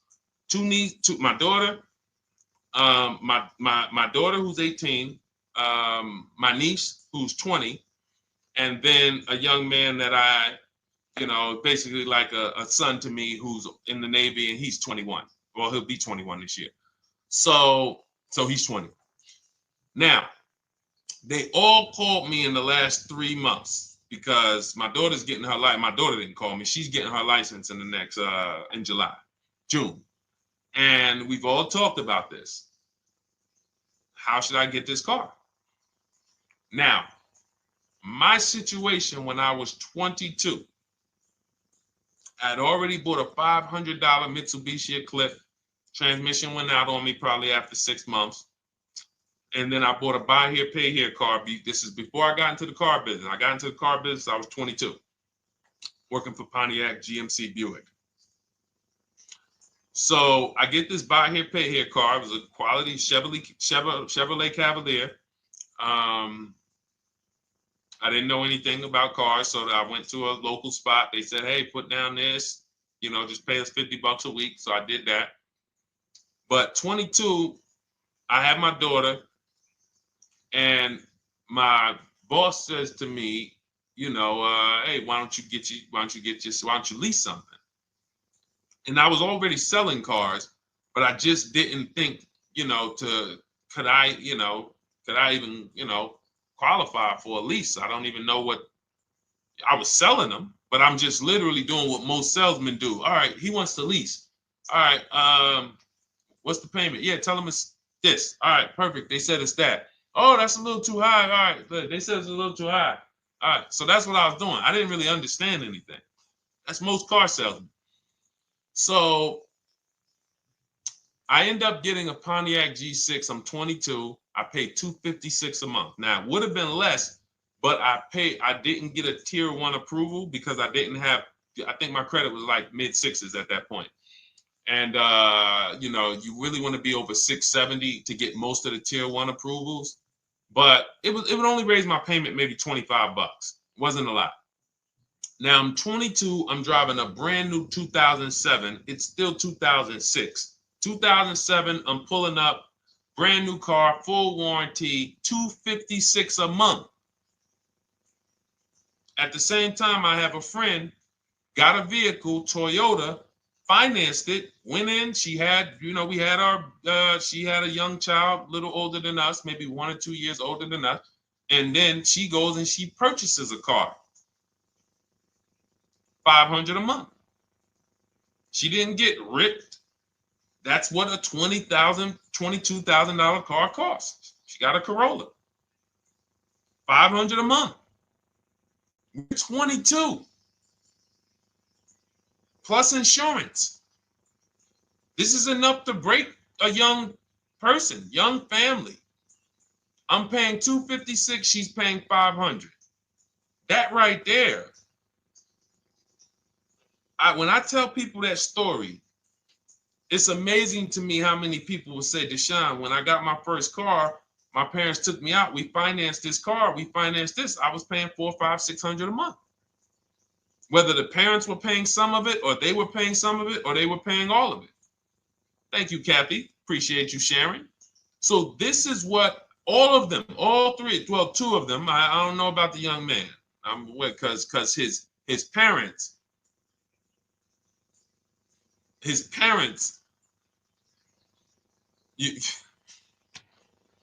I'm not going to override your parents. And if your parents tell you that they think you should buy a used car or buy a good, then okay. But I'm just telling you, when you see my daughter and you see my niece pull up in brand new cars and they have low payments and they don't have to worry about getting stranded on the road, hey, call the tow truck. Do we still have a warranty on this thing? So I would be telling, again, 8-year rule. Because if I've had young people in their early 20s who are like, I'm not even into cars. Like, I'm going to buy this and I'm going to keep this car. Like, I'll keep it 8, 10 years. I don't. And I've had some people who they know when they get a better job, when they move to this, they're going to start a family. They're probably not going to keep the car 8 years. So it still goes back to the 8-year rule. Always. Always. Most young people, most people should be leasing their cars. That's how I did very well throughout my 20s. Praise the Lord, because I did not have high car payments. I didn't have cars breaking down on me where I had to be like, oh man, couldn't get to work today. Not many 20-year-olds, 23-year-olds are keeping cars 8 years. So when you're putting them in used cars, you're really setting them up for failure in a lot of cases, compared to if they were just leasing, getting look, because some people be like, wow, are $300 car payments still out there? Oh yeah, they're still out there. Just you just are shopping for the right car. I know India had her look, Rosalie, she's in our Done With You video checklist and coaching program, like Cars from Home. She's, you know, this is our Facebook group she's commenting from. 3 vehicles she got, all for her sons, all of them.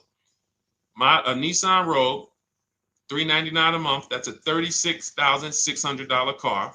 She got a Mazda CX-30. That's a $28,200 car. Payments $339 a month. $339 a month. And then she got a Mazda CX-50 for her other son, $40,000. On top, we haven't even talked about the equity and leases and selling leases and, you know, really maximizing her equity, because she said she got $6,700 selling 2 of the old leases. $6,700. Drove the cars for 3 years, had equity, bid it out, sold 2 of them, $6,700. You're probably like, Deshone, I didn't even know you could sell a lease. My question is, how much has that cost you?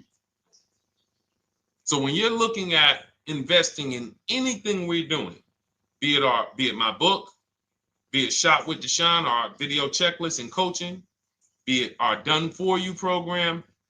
One thing that we do covers everything. Your first deal, if you're moving, you're gonna be like, shoot, I got everything I just invested back times 10. That's what we hold ourselves accountable to. Just her equity alone, she made $6,700 selling 2 cars. Didn't even know I could sell leases, and I just put $6,700 in my pocket selling 2 leases. Whoa. So $300 payments.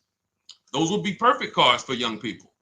$339, that's with no money down. Imagine if she wanted to put another $2,500 down, bring the payment down to, $275. This is the way to be moving. And those of you who are getting this, are you getting this? If you're getting this, type some dollar signs. Who's getting this? Who's getting this? Type dollar signs in the chat. Who's getting it? Let's go. Who's locked in? All right. I see you, Mario. I see you, Dane. I see you, Terry Carter. I see you. Who's getting this? Who else is getting it? Who else is locked in?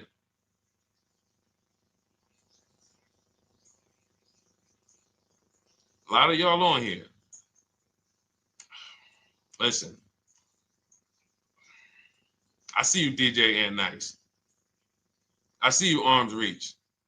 And I can tell the people that's locked in because they be like, all right, Deshone, you said you're here for 90 minutes. I know we got about 3 minutes left. I'm hanging for this whole thing. I don't want to miss anything.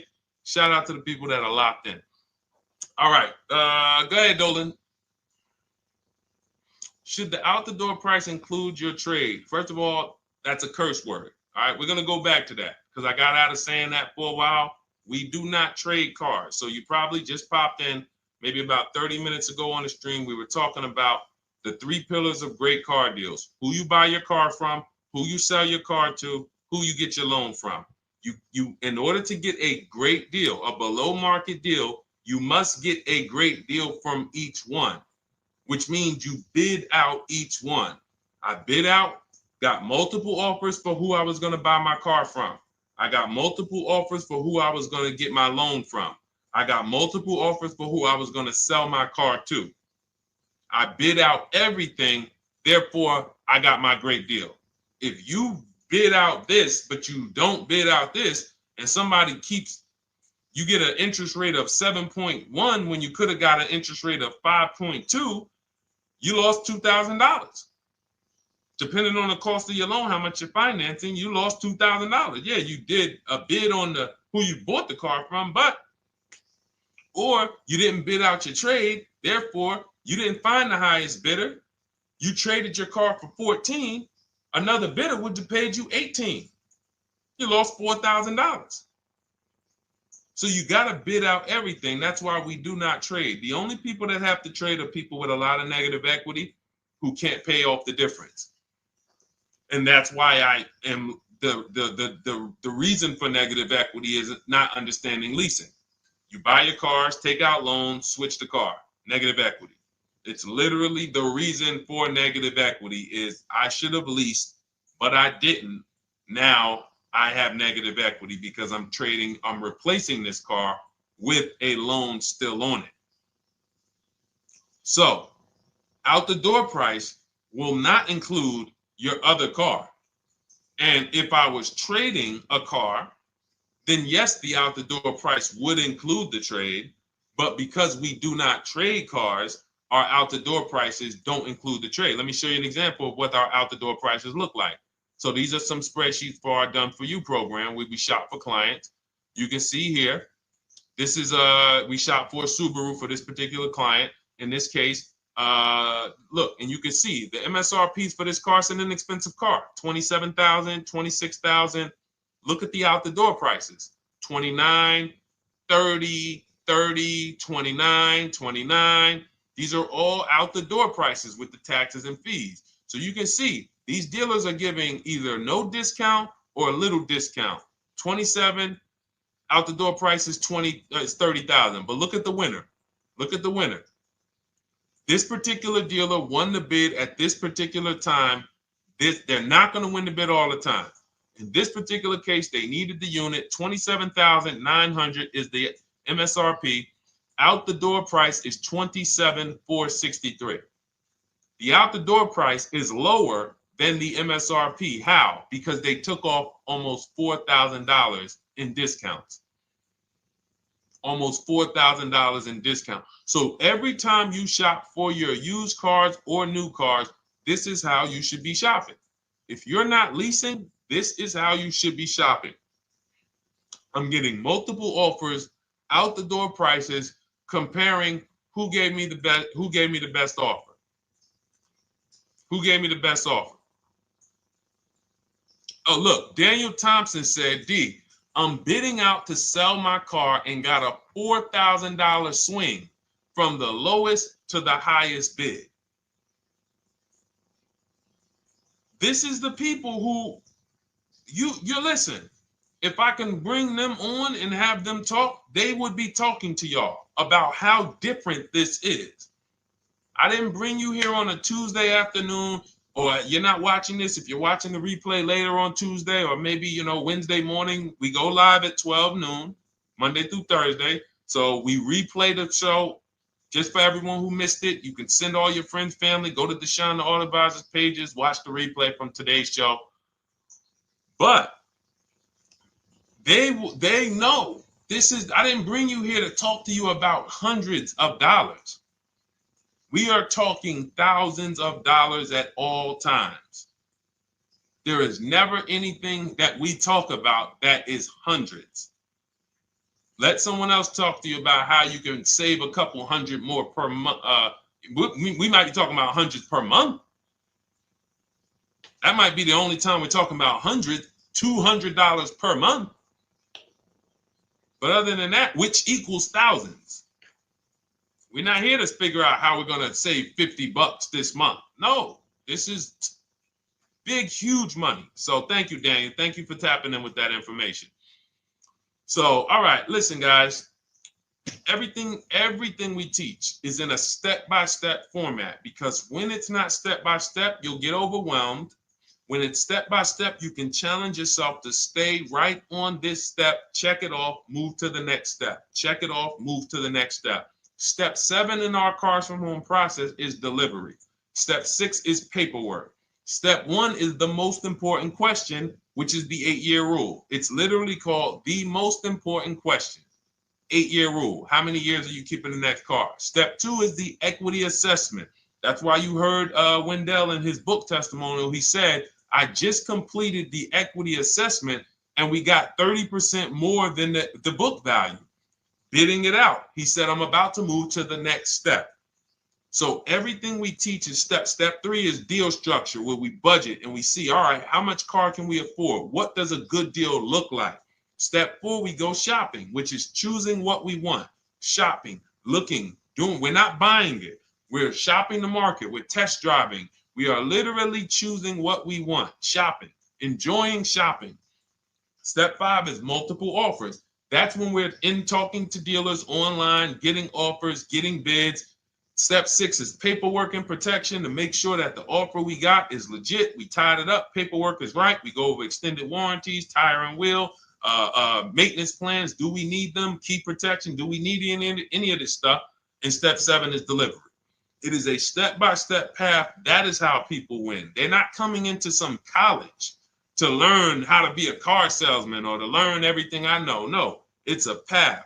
So if you want the blueprint in book form, that's my digital book, Cars from Home, 7 Steps of Saving Time, Money, and Avoiding Dealerships. Normally $97, part of our 30-minute welcome offer. You can get yours for $24 in my TikTok bio, Instagram bio, the YouTube comments, and the Facebook comments. Click those links and then click the special $24 welcome offer. It's good for 30 minutes.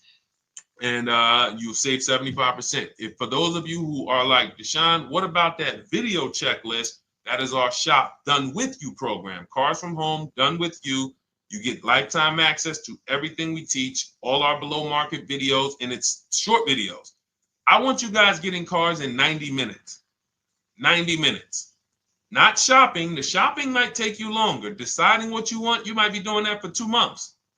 But once you decide what you want, I want you to be able to get below market deals in 90 minutes. That's how I do it. We're not hours and hours to get these car deals. Some of these deals we make in literally 45 minutes over a 3-day period. So that is how we do it. And you'll have access to our coaching program. We do Zoom calls twice a month, first and third Wednesday. And you have a Facebook group with 1,600 people in it that have come before you in the last 3 years. And then for those of you who qualify for shop with done for me, just do it for me, Deshone. New cars and leases only. Credit score has to be over 670 FICO. Book a call with our team. Let's see if we can help you. All of those have welcome specials. The book is 75% off welcome special. Shop with Deshone is $200 off welcome special for 48 hours.